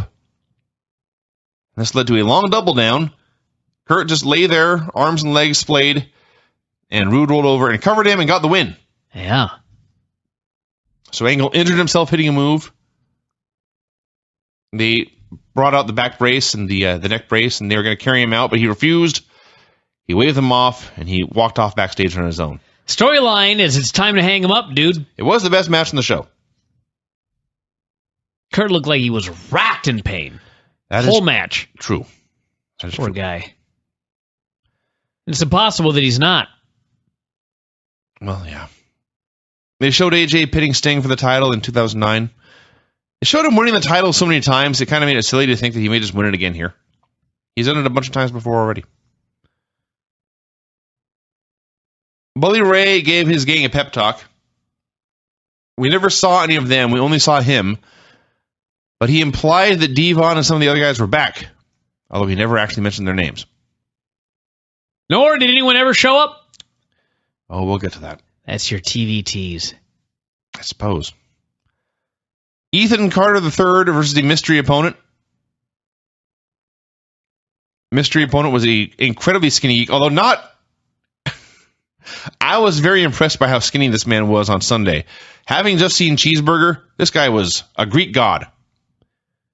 They said his name was Norv Furum. I know Lance on Twitter popped about the name and said it was Taz's idea, at least the Furum part. I think Norv was a rib on former San Diego Chargers coach Norv Turner. Norv Furnham. Furnham? Yes. Furnham. It was not the double one-syllable name. Although Norv Fern would have been funny. Yes, I've tried to say Furum, but anyway. I did like Taz's line where he said this skinny man was wearing a youth large singlet. So, here on the biggest show of the year, we got a squash match. Fans told them it was boring. They were correct. Norv Furnham got some offense. Hit a high cross body for a near fall. And then Ethan Carter won with the headlock driver. And it was later pointed out that he has been using that move in developmental since before Dean Ambrose started using that move. That doesn't matter. Dean Ambrose has been using the move on the biggest show in the biggest company for almost a year now on national TV. No one's ever seen Ethan Carter before except devoted NXT fans. Did he ever make it to the main roster? I don't remember. He may have done some house shows. I forget. Yeah, so it comes off that he's stealing the move from Dean Ambrose. Yes. And the match is nothing to be excited about. Borash interviewed Magnus. We've got a hell of a promo about what an honor it was to face Sting in Sting's home territory. He was desperate. He had a date with Destiny, and she is getting impatient. Heel turn coming. Sting wrestled Magnus. They attempted to condense the Sting-Ric Flair match into a 10-minute version and failed very badly. Sting hit the splashes and got the Scorpion about 3 minutes in. Magnus powered out. Sting started laying in the strikes, and Magnus did Sting's own no-sell and then the flex and shout. So Sting did that, and he got the Scorpion again. What did he do? I said flex and shout like he was the Beatles, yes. I can't wait till Thursday. Christ. Can you kind of say it a little sing-songy so we can... Not helping. Okay. Flex and shout. All right. Wow. Yeah. It's going to be awesome. Anyway, this is all way more exciting than the match. Sting got the Scorpion again. Magnus got the ropes. No one cared. And Sting kicked out of the top rope elbow. And finally, Magnus put him in a cloverleaf, and Sting fought for a while and tapped out. This was met with mild boos. And I don't mean weak alcohol. I mean the crowd didn't care. Sting tried to offer a handshake, but Magnus blew him off repeatedly, and they gave him a very half-assed greeting and then passed him by and left. And like I said, if they wanted to make Magnus a big star, they failed. Well, he beat Sting. Now they got to follow up. But yes, this was not... He beat Sting in a shitty match. When you have people calling me the next day for the call-in show, and they're asking is it possible that Sting just tapped out for the guy in storyline, you didn't do a very good job. No, you did not. If Sting's going to tap out, it should have been... In sympathy? It should have been like, he makes it to the ropes, he gets pulled back. He makes it to the ropes again, he gets pulled back. He escapes, he gets put back in, he makes... it's got to be like... it's got to be like a battle that finally he could not win. Instead, he just got put in a move and he gave up. So, yeah, it didn't quite work. And it's time for the main event. Bully Ray and AJ Styles. After all, a year's build-up. More than a year, in fact. So they're wrestling. About 3 minutes in, AJ hooks his calf killer. It was a no DQ match. Should mention that. So Garrett Bischoff then comes out. And he hands Bully Ray a hammer. And then he leaves. Yeah. Well, he kind of got chased to the back, but yes, he just in a no DQ match, he came out and just kind of left. Mm-hmm. They tried to hit each other with a hammer, fell out of the ring, so they did wrestling moves. Go get the hammer, you idiots! Ray started doing Hulk Hogan's ear cup. As I wrote down here at the time, there had better be a big fucking payoff to all these angles by the end of the show. By the way, I'm not giving enough credit to how, at least in my living room, how the air went out of the place when Garrett Bischoff showed up. And that's not a knock on Garrett Bischoff. It's just... Who watched the show with you? No one. Oh. It was just me by myself. But I let out an audible sigh and was... if this was not my job, even though I paid my own money to watch the show, I would have turned it off at that point. Who turns into a pay-per-view hoping to see a bunch of angles? I just want to see a wrestling match. I was most infuriated because, A, it was a no DQ match, and the guy didn't just... I mean, I would have been fine if Garrett would have run in and it would have been 2-on-1. Yeah. Until a babyface made the save. That would have at least made sense. Yes. Instead, he came out, he threw in a hammer, and then he got chased and he ran away and never came back. No, he didn't even get chased. The ref said, leave. And he said, okay. All right. So, and it happened like 4 minutes into the match. Yes, immediately. Before these guys even had a chance to draw me into the match, they had interference to let me, as a viewer at home, know everything that's going to happen here is going to be silly. So don't get involved. The former Derek Bateman did in fact have at least one match on SmackDown and at least one match on Saturday Morning Slam. So he did have a couple of WWE appearances aside from NXT Redemption. So they did a spot where Bully Ray kept chopping the piss out of AJ, and AJ just dared him to hit him harder. Then Nux arrived in the ring. He chokeslammed AJ. Bully Ray made the cover. AJ kicked out. Ray blamed Nux for this. Here was where I started to wonder where Garrett went. Perhaps he went home. He showed up, passed Ray a hammer, and then left for the next 20 minutes, never seen again. So Ray throws a clothesline at AJ. AJ ducks. Ray clotheslines Nux, apparently killing him, because he was never seen again either. Fans were so enthused about AJ fighting off three men that they said they wanted tables. Then the most horrifying thing on the entire show happened. He laid Ray out on a table. He went into the ring and tried to do a springboard 450. Bully Ray dodged. AJ went through the table at about Mach 4. And behind the table, there were two folding chairs set up. And then in between them was cement. And he may have hit all three of them at a great rate of speed with his face. Mm-hmm. This was terrifying. Thought he killed himself. Legit thought he killed himself on pay-per-view. Yep. Looked like he landed right on his face. And I think he may have legit injured rib cartilage, as they claimed on the TNA website. Yeah. But this was just like... But you know what? I've said a million times, if you're going to nearly kill yourself, at least do it at WrestleMania.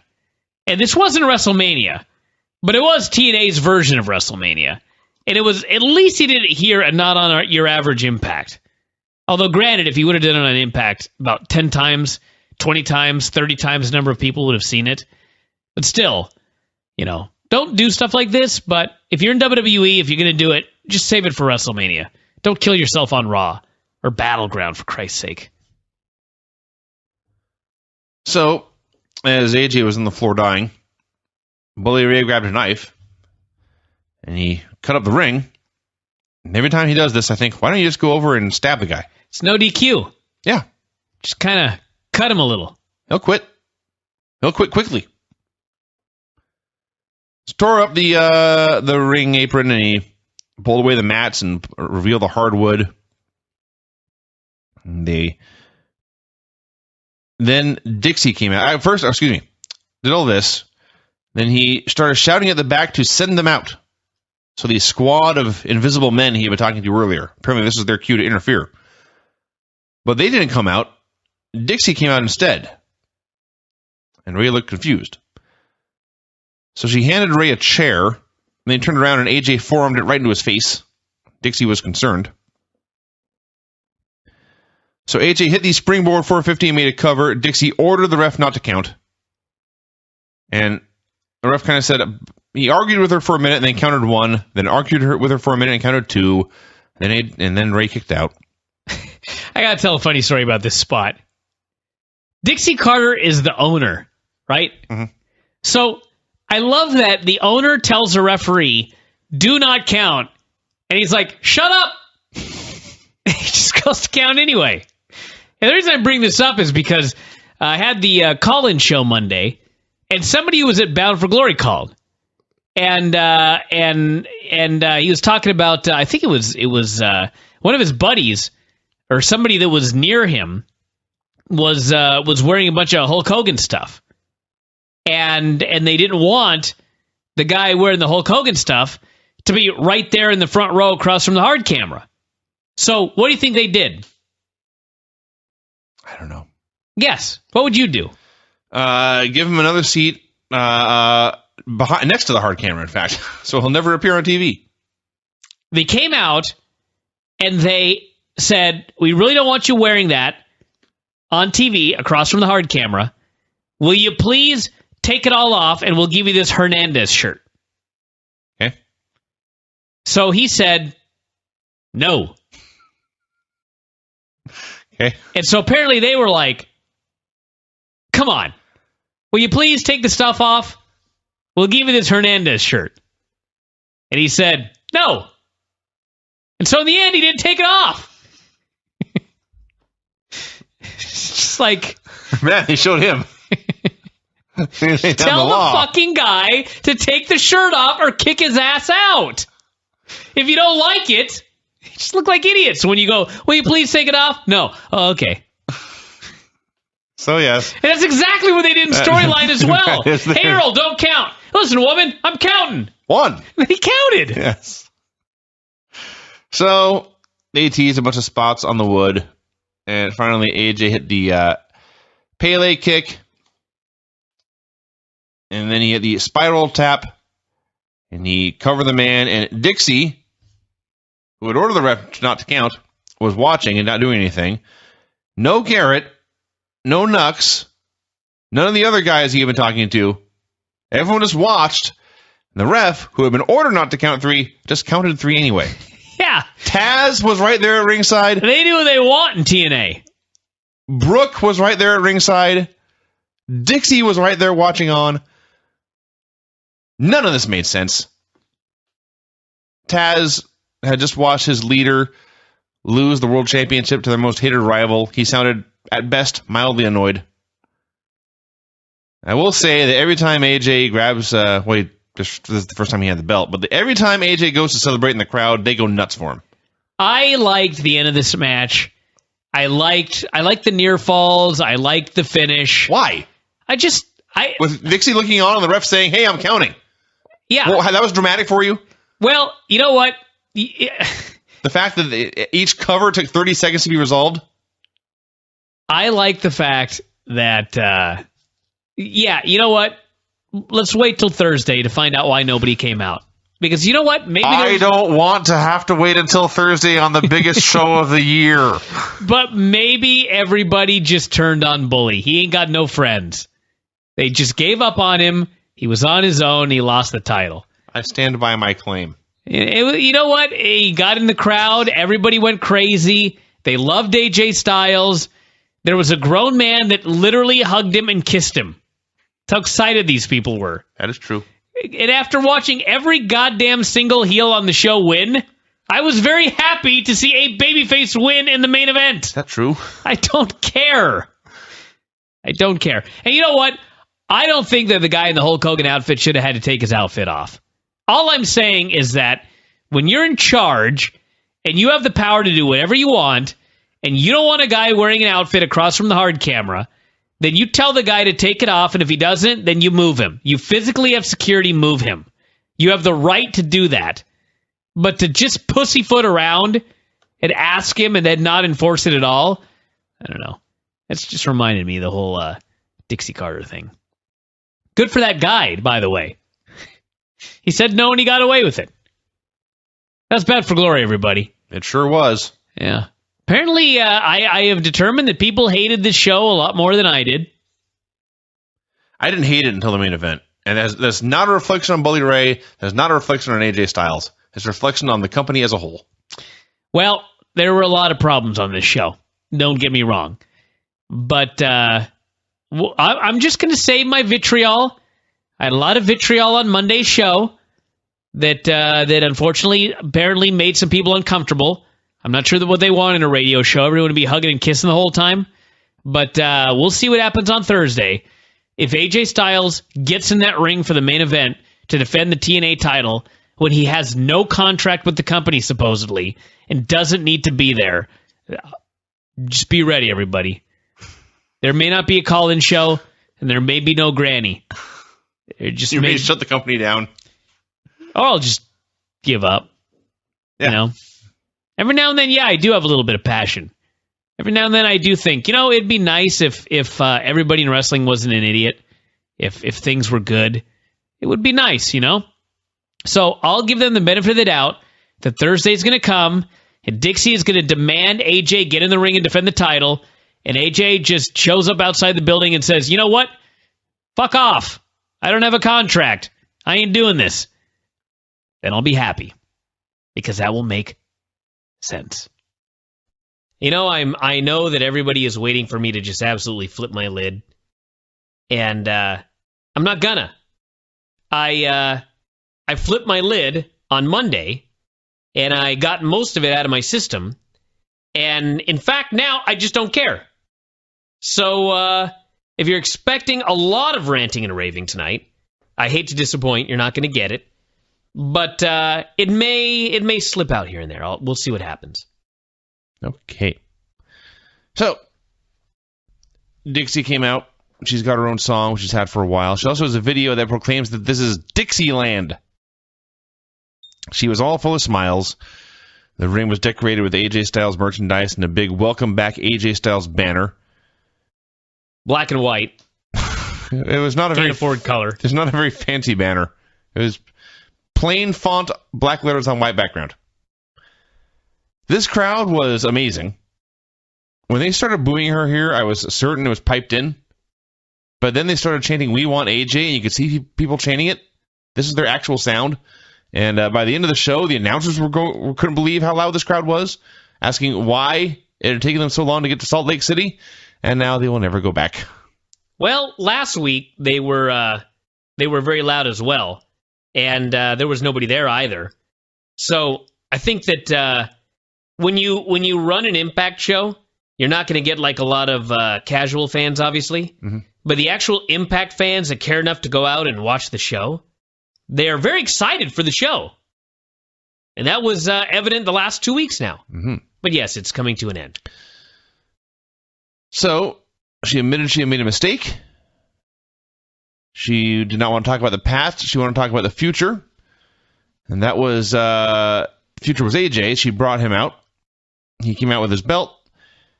Dixie sucked up to him for a while, said he had been in a slump for a year, and then her brilliance had turned things around for him.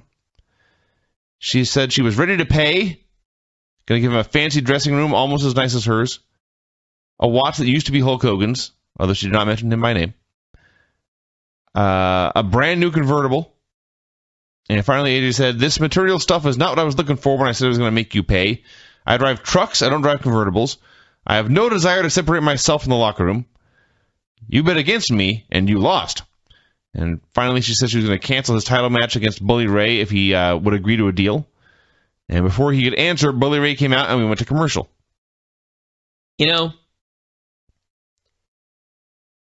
I said this on Monday, and I'll say it again.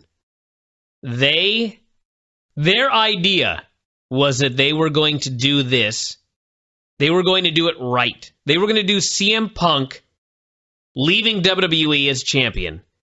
They felt that WWE screwed it up and they were going to do it right. And so the angle kicks off with AJ Styles coming back to Impact with the belt and putting it on the line in a wrestling match. He has no contract. So, really, I think the reason that I wasn't upset about this show is because, like I said, I got all of my ranting and raving out on Monday. They killed the angle in the opening segment. And from that point forward, it was just another wrestling angle, and it was all right. I shouldn't say the angle was all right. It was just another wrestling show, and the wrestling show was all right. If you ignore the fact that the main angle is completely idiotic, this was a fine wrestling show. But if you're going into this show wanting to get involved in the product and wanting to enjoy the angle and wanting to get sucked into a storyline, this was not the show for you. It was so dumb. He shows up with the belt. Taz, who is in Aces and Eights, which, by the way, they've forgotten as well because AJ is doing a promo about how there's only 3 members of Aces and Eights. Totally forgetting Taz. Taz is like, this was his exact words, "I'm bummed. Your buddy lost the world title to AJ Styles, and you're bummed." So, yeah. So that was the first segment. The second segment had Bully Ray and AJ and Dixie in the ring, and I lost my place in my notes, but here we are. So Ray was upset that his rematch was being taken away for no reason. Why is he getting... What do you mean a rematch? The guy isn't under contract. Are you yelling at me or them? Them. Okay. Well, that's what AJ pointed out. He said he was not under contract, and so he was not... what's the word? He didn't have to defend it because he was not under contract. That's what AJ said. Or show up. Yeah. But he said he was going to defend the title because that's what champions do. They fight for free. So they fight for free in a storyline where he's holding her up for money. Yes. Well, he's not. Bryan, he explained. He hinted here. I made it very clear at the end of the show. He is not holding her up for money. So what is he holding her up for? We don't know. So they talked smack for a while. Then they got into a brawl, and Ray started to attack him with furniture. He was about to powerbomb him through a table when the lights went out. Mr. Anderson's music played. Then Mr. Anderson actually ran down to the ramp, which guys don't often do these days. Sometimes they just do their normal stroll down to the ring to make a save. So he ran out there. He brawled with Bully Ray, beat him up in the corner. Crowd was going nuts for this, just nuts.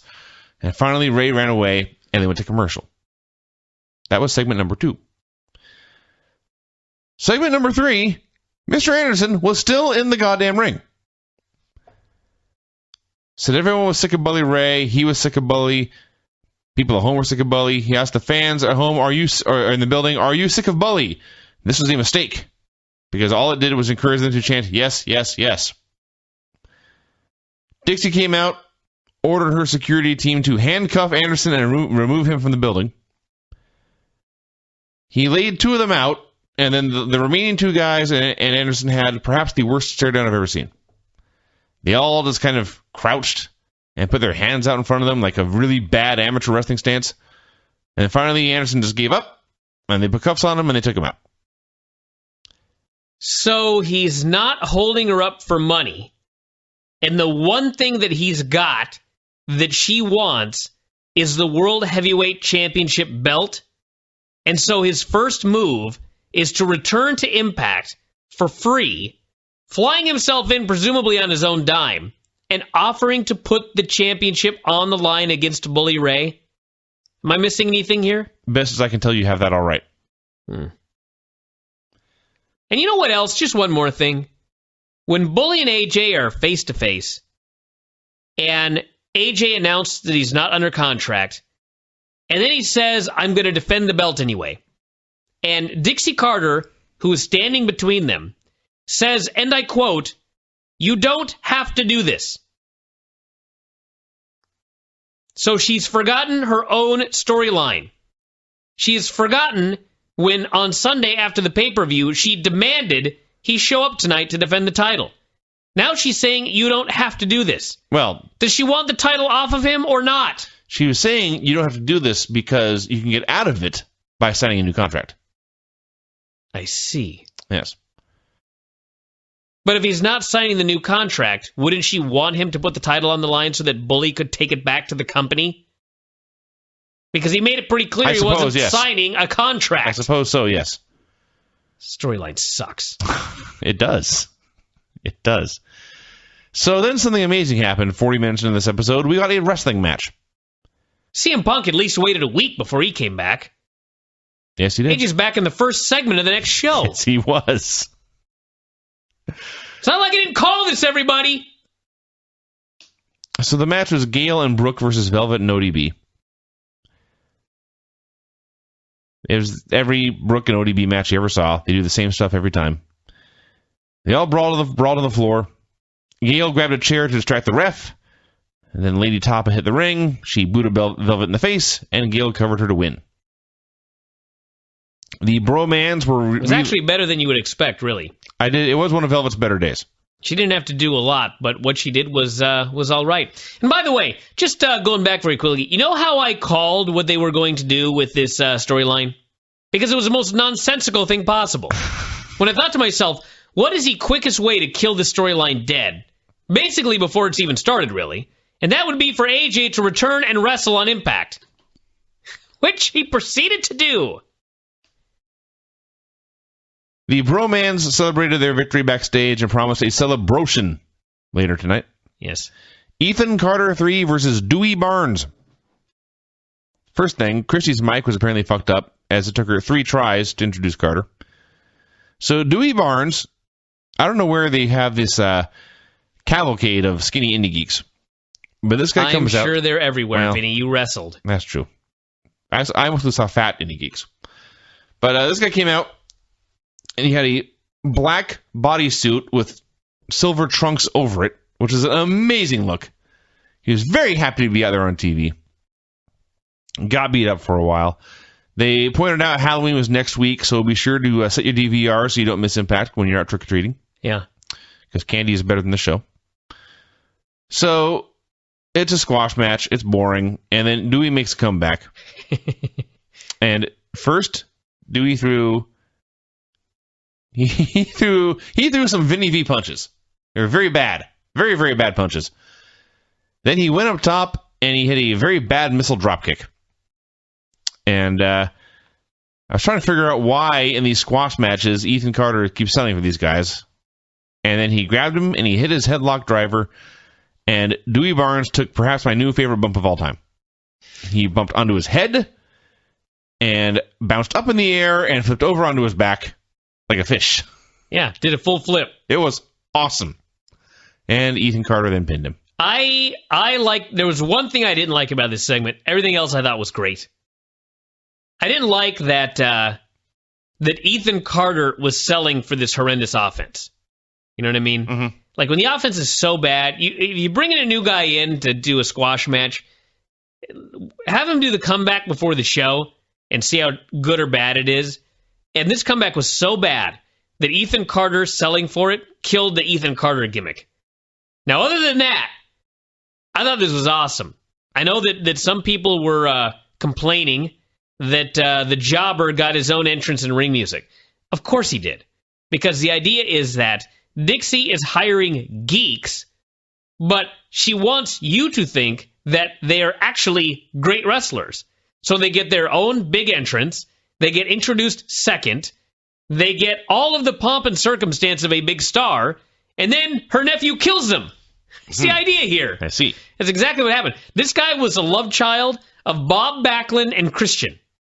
And if you look at him, that is exactly. That's funny because it's true. It is. Listen, I don't want to toot my own horn here, but there's no better comparison in the world for this man than the love child of Bob Backlund and Christian. And if you can watch this match and not see that, then you're blind. And he was awesome with this. His comeback was horrendous, but goddamn, that bump he took for Dean Ambrose's finisher was incredible. He landed right on his head. It's like when Rob Van Dam takes the pile driver, but instead of just going straight up in the air and landing on his back, he went straight up in the air and did a full flip and landed on his ass. I don't even know how he did it, and I was a gymnast. He flipped forward. Yeah, it's crazy. And as I recall, when Rob took that one pile driver, as he bounced 18 feet in the air, he was also waving and windmilling his arms around. Yeah. Dewey Barnes, as soon as his head hit the mat, his arms went to his side and just stayed there. Amazing. Immediately went comatose. This segment ruled. Poor Ethan couldn't even keep a straight face through any of this. Sting and Magnus had a meeting backstage. Magnus admitted he had not shown Sting the proper respect after their match at the pay-per-view. Thanked Sting for the opportunity. Sting said, "That's cool. Don't worry about it, but I'm not sure I've lit a fire under you." Magnus said, "It's your world and I'm just living in it." Then they shook hands. I have no idea what either one was talking about. Well, he's turning heel. That's Well, I know that, but they showed clips of Angle going into the Hall of Fame and then not going into the Hall of Fame. I got a great new idea for this. Just like when they did the Ego Hall of Fame, and they need to all induct each other over the course of the next few months, they need to induct a new guy into the Hall of Fame every year, and he needs to decline. When Sting said, "It's the only member of the Hall of Fame," it's like, it's been 2 years. I think next year the inductee should be like, who could it be? Somebody who also doesn't think they're deserving. Or maybe they could announce somebody for the Hall of Fame, and then he does a storyline retirement. Yeah, announce Jarrett, and then say, "I can't go in because I lost the company." Yes. And every year you tease someone going in and they decline. And so Sting is just, in 10 years he's old with a gray beard, only guy in the TNA Hall of Fame. I like this idea. So Angle cut a promo, much of it repeating what he said on Sunday because the TV audience did not see him on Sunday. Admitted he knocked himself out of the pay-per-view. Then Bobby Roode came out. He bragged about his win. Angle said, "You're not better than me," and challenged him to a match. Roode then presented paperwork saying, "You tore your knee cartilage at the pay-per-view. You are not clear to wrestle." And Angle said, "That's true, but I can fight." And they brawled, and security separated them. And now they're going to wrestle next week, so his knee cartilage is guaranteed to be cleared up? I guess. So, I feel pretty stupid if I bought that pay-per-view at this point. Yes, I do. Bully Ray gave a pep talk to the 2 remaining members of the gang backstage. What happened to everyone he was talking to?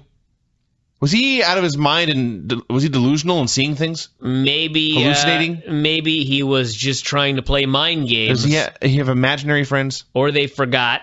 I don't know. Maybe he was playing mind games. I'll presume he was playing mind games. I'll presume they're fucking stupid. Wow. So he gave a pep talk to his 2 guys. Said, "Look." First he said Anderson was being selfish. Then he said they needed to get that through their thick skulls. But he said that because he loved them. And he said, "I'm going to go wrestle AJ and get my title back. You go to prison and make sure Mr. Anderson does not post bail." So he said, go to jail and make sure he can't post bail. How are you going to do that? What is your plan? Distract the officers? Make sure all the pens are out of ink? Buy the bail bond service and then don't give out any. Yeah, how are you going to make sure he doesn't post bail? The most ridiculous thing I'd ever heard. Except for a guy wrestling without a contract, putting his title on the line. Speaking thereof, they had a segment where Dixie was ordering different things put into a contract and then her assistant shut the door. It's accomplished nothing. The Bromans came out for the celebration. No Phil Heath. Very disappointed. He had one appearance on a pay-per-view that nobody saw. So disappointed. But there was salami. There was salami and champagne and silly string and a DJ. Yes, a DJ in the ring spinning beats for him. Yeah, that was salami. There was not an actual salami. I see. And champagne was the drink, not the wrestler. Also a good point. I was confused. I thought Robbie said the DJ's name was DJ O. He was, but Taz said his name was Salami. I thought Taz was just fucking around. Maybe I'm wrong. Does it fucking matter what the name of the goddamn DJ was? No, it does not. At all. So, they celebrated until Gunstorm came out. Gunstorm, you recall, lost the titles clean in the middle of the ring. So they came out here to ruin the party like assholes. They kicked out the DJ. They stole the alcohol. They stole the protein bars. Said they were going to win next week and get their titles back when Bad Influence came out. Kaz said none of these teams deserve to be champions. Daniel said losers drink beer, posers drink champagne, real men drink Appletinis. Somewhere in here, Kaz pointed to, I think it was Jesse, and asked, "Why are you so sweaty?" Why are you sweating so much? It's a good question. It was a fine question. So Gunner threw the Appletini in Daniel's face. A brawl broke out. At which point Taz revealed he broke kayfabe, and he revealed that there was never any alcohol in his Appletinis. Like, what? You idiot! His eyes were supposed to be burning because he got an Appletini thrown in his eyes, and Taz reveals, well, there's never really any alcohol in there. So, Eric Young and Joseph Park ran out. They wanted to brawl too. Daniels broke a champagne bottle over Park's head. Then he ran away, and Park bled, went crazy, and he chokeslammed Jesse, and he chased Bad Influence backstage. I still can't get over this Appletini deal. Is that really the stupidest thing on this show? It's actually, you know what? It's way up there. Because it's one thing to offhandedly mention that the guy never really actually puts any alcohol in it when he comes on television. But when the angle is built around the alcohol being thrown in the guy's eyes, and then you reveal there's never really any alcohol in the Appletini, yeah, that's a big deal. But no, it was not the dumbest thing on this show. That's next. When AJ Styles wrestled? AJ Styles, without a contract, was so angry at Dixie Carter, and he was so itching for revenge and so determined to make her pay that he showed up on her television show and agreed to wrestle in her main event and put his title on the line for free. That is how they are doing this better than WWE. Not making this up, everybody. He actually got in the ring and had a match for the championship on Impact for free.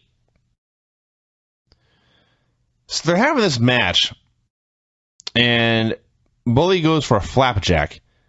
And I don't know if AJ thought it was a backdrop or what happened, but the point is, AJ, who, as they pointed out, has torn rib cartilage from going through that table, he went about 14 feet in the air here, and then came down at a horrible angle right onto his face. And I screamed, and you screamed, and your wife laughed at us, so we made her watch it, and then she screamed. Mm-hmm. It went straight to commercial. I thought just to make sure that no one died on live TV. They came back. He was, in fact, alive. Bully Ray is still making fun of Hulk Hogan. He hit a bear hug, and I think Taz has done this before, but it's still hilarious. He compared Bully Ray to the Warlord and also Ted Arcidi. Yep. AJ took a backdrop, which I was stunned because the last time he left his feet, he nearly died. They did the boo yay spot, and the crowd was just going nuts, and here was where the announcer said we should have come to Salt Lake City years ago. Ray missed his backsplash. AJ missed his 450. It looked like the ropes were actually loose there, and Earl had to hold them so AJ could hit this move. Then the ref got bumped, and AJ hit the calf killer, and Bully Ray tapped, but there's no ref. And then Ray hit AJ with a chain, and then he hit his cutter, but AJ kicked out of that. So Ray went to use the chain again, and Anderson appeared, necked him on the top rope, and AJ hit a crucifix cradle and pinned him and won. It was actually a fun match despite all the shenanigans. It was actually a very good match. And then my death. Now, the finish, them having a bad camera angle, that I can't really explain. But, it's TNA. Yeah. So, Bully Ray and Anderson kept on brawling. Good match, though, to be fair. It was a very good match. Bully Ray and Anderson kept brawling, and then Dixie appeared on the screen with a contract, which she said was full of her money, and she ordered AJ not to leave. You know what I wonder? Why couldn't they have done this match on the pay-per-view? Because it's TNA. No, don't think too hard. So, Dixie came out. So it's Dixie, AJ, and a contract alone in the ring. She said there was even more money in this deal. And AJ looked it over and said, this is, in fact, an amazing contract by a horrible human being. Mm-hmm. Said she just used people and chewed them up and spat them out to make money. She hadn't believed in him before. Why should she believe in him now? He tore up the contract. Then he said making her pay was never about the money. Then he stopped explaining. Said he was taking his title. He was leaving. He was taking the title of the people. And he said, I changed my mind. I'm taking the car. And he took the keys. And she's walking out with the keys and the belt. And Dixie's screaming, you can't do this. And AJ goes backstage. And the convertible is parked and pointed out the door with the lights on. And he jumps in. And he starts the car. And he holds the belt up backwards so the camera can see it. And he drives off with no shirt into the Utah October night. And that was that. Now, she said the car was a signing bonus. She mentioned that here, yeah. He didn't sign. No, he stole the car. He stole the car. He's a felon. He stole a car. I'll bet that's not brought up next week. Of course not. You know, like I said, if you ignore that the main angle is supposedly that this guy is without a contract, and there's no reason for him to be on the show, wrestling, or defending his title. If you throw all that out of the picture, then this was all right. But unfortunately, that's the main angle. And the thing that is even worse than the complete ridiculousness of a guy without a contract who is determined to screw the owner, agreeing to come back and wrestle in the main event on her show for free and defend his title. Worse than that, believe it or not, there is something worse than that. And I don't even know if they realize this. Their storyline right now is designed so that the fans want to see AJ leave TNA. They have designed an angle where when Dixie Carter says, "I want you in TNA," the fans boo. This is a storyline where when AJ is handed a contract to sign and remain in TNA wrestling, and he rips it up, the fans chant, "Yes, yes, yes." So, not only is this poorly constructed and not at all, in any way, better than what WWE did with CM Punk, which is the goal, the longer it goes, the more fans are going to want AJ to not be in TNA. What the hell kind of a storyline is this? A bad one. Furthermore, where is he taking the belt? He never said. He said he's taking it to the people. What does that mean? He's taking it to The Rock? Taking it to... Where's he taking it? Where are the people? I don't know. Taking it to Walmart? That would be awesome. I guess we'll find out. Now, is AJ going to be on television next week?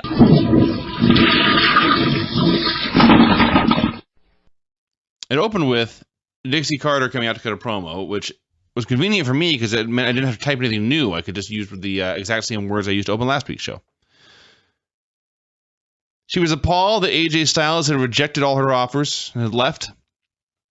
She said he was no world champ anymore. He was just another little kid trick-or-treating in a costume. So she needed a new champion, so she was booking an 8-man tournament. First 7 entrants were all former world champs. James Storm, Samoa Joe, Kurt Angle, Jeff Hardy, Austin Aries, Bobby Roode, and Chris Sabin.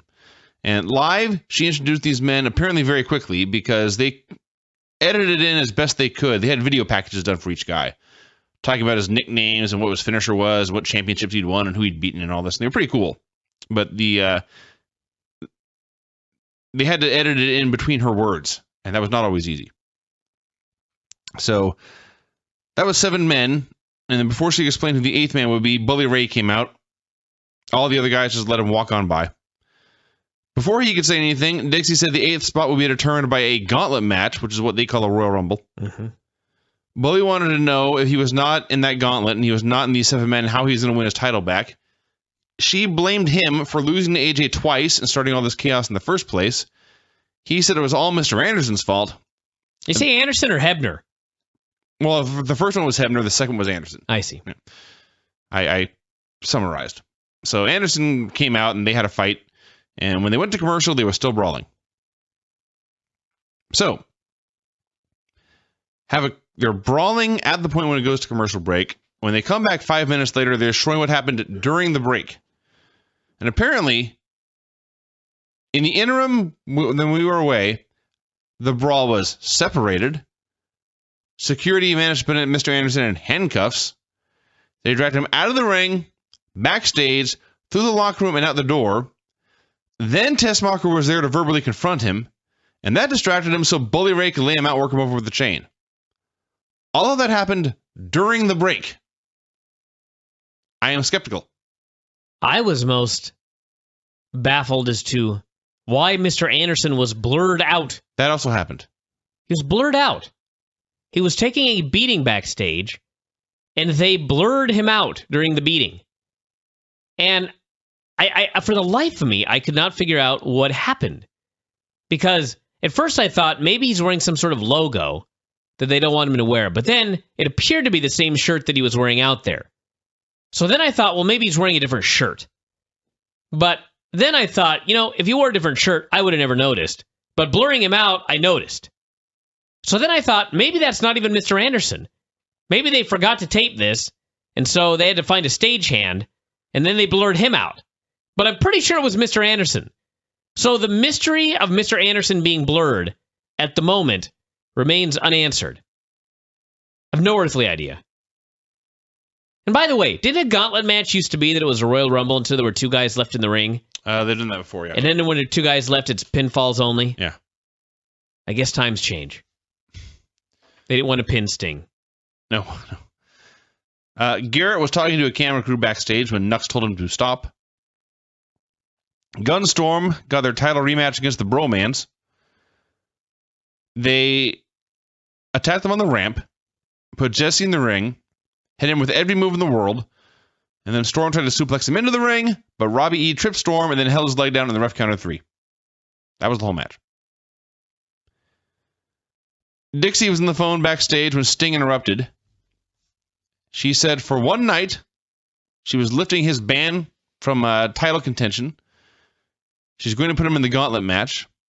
She's going to put him first in the gauntlet match so he could have the glory of going coast to coast. Sting then said he had earned everything in his career and he had no sense of entitlement, and he left. I'm thinking, was that a yes or a no? Then Dixie asked, is that a yes? Oh my God, you and Dixie are on the same page. I can't imagine anyone watching this and not thinking that. Why did she give him a chance? I don't know.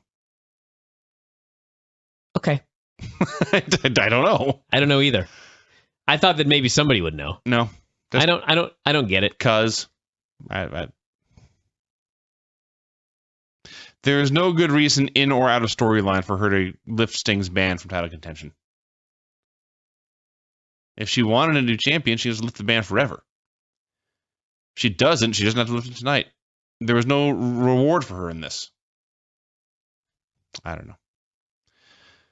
Bad Influence was dressed as Sherlock Holmes. They vowed to solve the mystery of Abyss. Wouldn't one of them have been Watson? You would think, but apparently they were two Sherlocks. Ethan Carter 3 versus Norv Furnham. Yes, they flew in Norv. Same guy he wrestled at the pay-per-view in San Diego. There were a couple of times in the show, and this is the first one, where they had to edit in Mike Tenay voiceovers plugging the Bellator non-pay-per-view event. Mike Tenay is a pretty decent wrestling announcer. Voiceovers, not his thing. Well, I don't think it's so much that voiceovers aren't his thing, just that they were completely unable to match the audio. Mm-hmm. It just jumped out at you that it was not taped at the same time. Yeah, he was... Nothing about this was good. You do realize, Vinny, actually you don't realize, if you go to ImpactWrestling.com, you know that they now have Impact 365, I think it's called. It's 24/7, but yeah. 24. Is that what it is? It's not 24/7, is it really? I'm pretty sure that's what they called it. So they're stealing... Impact 24/7. No, it's 365. It's Impact 365. Anyway, the new Impact 365 has a meeting with Norv Furnham and Dewey Barnes. Does it now? Yes. That does say 365. You're right. Taz comes out of a bathroom stall. Oh, boy. Buries them.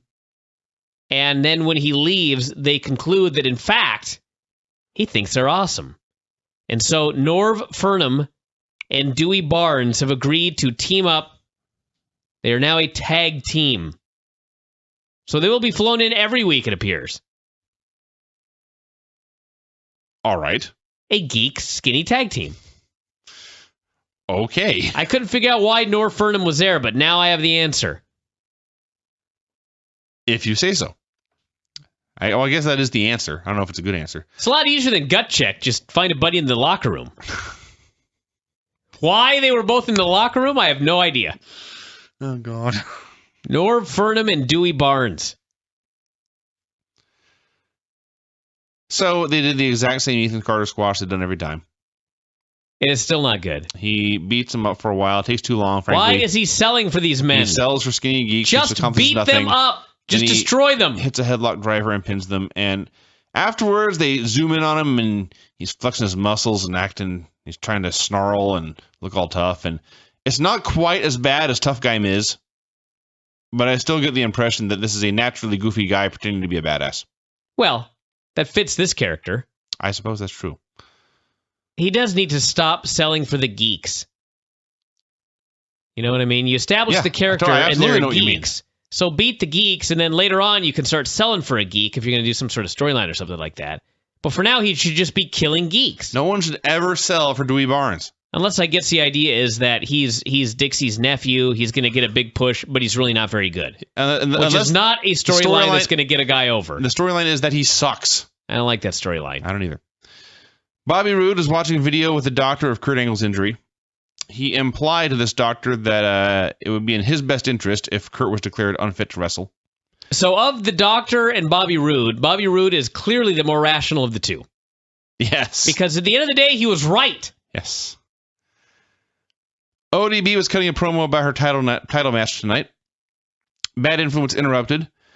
First, they pointed out that ODB apparently stands for Overly Developed Bosoms. I laughed. They pointed out she knows Eric knows Abyss, she must know something about all this. Then Eric Young scared them away and said Abyss might show up. Gauntlet match for the last spot in the title tournament.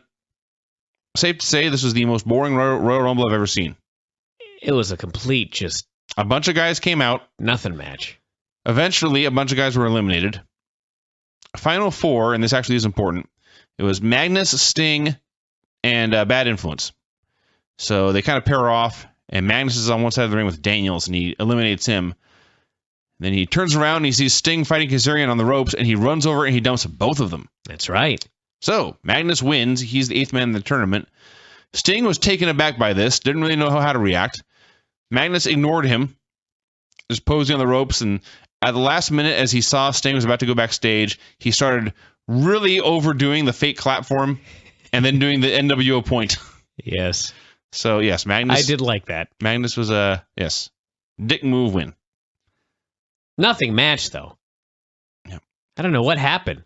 They are all former world... No, actually, they weren't. This was just the dingbats. A bunch of them were. Nux. Actually, I guess it was on really? Sting. Yeah, was. Nux, No, I'm Eric wrong. Young, Kazarian. I'm wrong. Only Sting was. Dixie cut a promo backstage announcing the brackets of the tournament, which she did very quickly, but thankfully they are here on the website. Or they were. They're there. It's one side of the bracket is Jeff Hardy versus Chris Sabin, and then Bobby Roode versus James Storm, just to do beer money again. The other side of the bracket is Kurt Angle versus Austin Aries, and then Magnus versus Joe, just to put the main event Mafia guys against each other. What a coincidence. And then Dixie had another announcement, and she just teased us by saying it would be the Wheel of Dixie. I actually, honest to God, was amused by Dixie this evening. She's getting a little better. I still don't think we need another evil heel female GM gimmick. I would be fine with never seeing a heel authority figure ever again. But she's getting better, and she was entertaining tonight. But I think the idea is now they're just going with she's completely clueless, which is funny. Well, she's also really... The Wheel of Dixie? Come on. I know. But she's also intentionally overdoing the Southern accent stuff. Yes. And your wife, who is not a fan, was mocking everything she said and also overdoing the Southern accent. I think that's a good thing. Because it's something that the heel can be made fun of for. Yeah. It's something to get some kind of reaction. It's good. Gail Kim wrestled ODB. They were brawling on the floor. And ODB was whipping her ass until Tapa distracted her, and then Gail hit the sliding dropkick. They did a spot where Gail put her in a head scissors, and ODB kind of fought to her feet, and Gail was in a handstand trying to keep her in the head scissors. And all I thought was, this looks phony. Every part of this looks phony. It was wacky. So eventually, ODB hit a Fez press and tried to go for the pin, but Tapa took the ref. And then when Gail went to confront Lady Tapa, Gail schoolgirled her from behind and grabbed the ropes for the pin. Your basic match, I noted. Not much to it. Bad Influence were backstage. They were upset that the gauntlet had not gone their way, but they still had their Sherlock Holmes costumes. And they were going to solve the Abyss mystery in the ring. So after the break, they were out there. The Sherlock costumes and the over-the-top bad English accent. Actually, it was it just kept changing. They had a perpetually changing accent. And this segment did not have much heat at all. No, it was one of those segments where the announcers were realizing quickly it died and were turning on it and talking about what a farce it was. And did you mention Taz burying aces and eights? That's later. Oh, was? Isn't it? No, it was earlier. Oh, it was in the gauntlet match. I skipped over the whole thing. That is important. The first guy eliminated from the gauntlet match was Nux. At which point Taz screamed about how there was no one left in this club, and those that were left were losers. Then he declared, I gotta get out of this club. This club sucks. I love when Taz just is like, he doesn't care, and he just goes into business for himself. Yes. I don't care about this angle. What am I, a eights and eights announcer for? I don't care about my character. I don't care about the storyline. You know what? I'm just going to point out what is a fact. You know what it is? Eric Bischoff's gone. And this was like his baby, this aces and eights. You know, NWO announcer, it's all same old thing. Yeah. And so now that he's gone, Taz is like, this is stupid. Get me out of this stupid club and angle. And really needs to end. Oh, it appears to be pretty much over now. I wonder if that's why at the pay-per-view they teased all these guys coming back, and then Bischoff's gone, and so they just aren't bringing him back now. I don't know. Aces and eights dead. I don't know. We'll see how long Garrett lasts now. Yeah. So this bad influence segment, it really wasn't that bad. It was not the best thing I ever saw. The issue was this was now 3.5 hours into the show, and after that gauntlet match, everybody was getting tired, and the next 3 segments were just like, they got into the main event, but it took a while. Yeah. So they brought a pumpkin into the ring and said, like Abyss, this pumpkin was round and heavy and had no talent. Then Eric Young came out and they had a brawl, and then Abyss showed up and he laid them out. And I was hoping the only way this could have been worthwhile is if they had gimmicked one of the pumpkins and it ended with either Kaz or Daniels wearing a jack-o'-lantern on their head. Well, sadly, that didn't No happen. such luck. He just hit them with wrestling moves and they bailed. That was it. Dixie showed Sabin and Hardy the Wheel of Dixie. It was, much like that song we heard earlier, it was Spin the Wheel, Make the Deal. So they spun the wheel, and it came up Full Metal Mayhem, which is TNA code for a TLC match. So yes, Jeff Hardy and Chris Sabin are wrestling next week in the first match of the World Title Tournament, and the first match will be a TLC match. Good way to start. Mm-hmm. Let's get it off to a rockin' start. The rest of the match will have no problem following that in this one-night tournament. That's not a one-night tournament. I thought it was. No, she said it would be over several weeks. Nice. The one-night tournament you're that's thinking right. of, Yeah, they got 2 tournaments. It's a different tournament because they got one of those right. stupid one-night stand pay-per-views they got to do, and it's the Tournament of Champions. That's this weekend. Now, so yes. Yes, before the Rude Angle match, they announced there's a pay-per-view tournament starting tomorrow, but there's a different tournament starting next week. Yes. I see. Yes. This was an unfortunate turn of events to have both these things happening at the same time. So the main event was Bobby Roode versus Kurt Angle. If you loved their match on pay-per-view, you'll like this match because it was the exact same thing, just not quite as good. They did the exact same finish where Kurt went up top and did a superplex, and he landed, and neither man was moving, and the ref gave them a standing 10 count, and Roode made it to his feet, and Kurt didn't, so Roode won again because Kurt hurt himself doing a suplex again. And then Kurt has, unfortunately, distressingly might be a better word, he's gotten really good at selling incapacitation and convulsions and spasms. And he did all of these things. And the crowd, which had been hot all night, was hushed for this, like something had gone horribly wrong. In the Mike Tenay, these are not quite his exact words, but this was the general theme. He told us all that if we wanted to know if Kurt Angle lived or died, we should go to TNA's website for an update. Yeah. And that was it. Unfortunate. It was unfortunate. There were people on the internet that tonight were very concerned about Kurt Angle. Mostly just some dudes on Twitter. But yes, he's gotten very adept at feigning near death. I got to give these guys credit. Like I said, especially after that gauntlet match, my God. After the gauntlet match, this crowd, I mean, this was a good crowd last week, and it started out as a good crowd. Gauntlet match kind of killed them. They were quiet for the women's match. They were quiet for Daniels Kazarian, and they were quiet for the beginning of this match, but these guys worked so hard that by midway, near the end, they were chanting, "This is awesome." So these guys did a hell of a job getting people into the match, so good for them. By the way, did get hard. No, go ahead. The one night only Tournament of Champions, 8-man tournament that includes Bobby Roode, James Storm, Austin Aries, Jeff Hardy, and Samoa Joe. Yeah. It almost is the exact same guys. It's 5 amazing. of the same 8. It's amazing. And you know what? In Sting in it? Yes. There you go. How about that? The other 3 are Sting, Anderson, and Bully. And guess who, this is a complete coincidence, is not in that tournament tomorrow? AJ. AJ Styles is not in that. Yep. Almost no mention whatsoever of AJ on the show. He is going to Mexico Sunday to defend the TNA title against Judas Macias. Flying himself around the world. I hope that they have one of the announcers say that this match is sanctioned by AJ Styles. This championship match. We'll see what happens. I guess they're thinking of showing footage on Impact, however, no sense that would make. We'll see.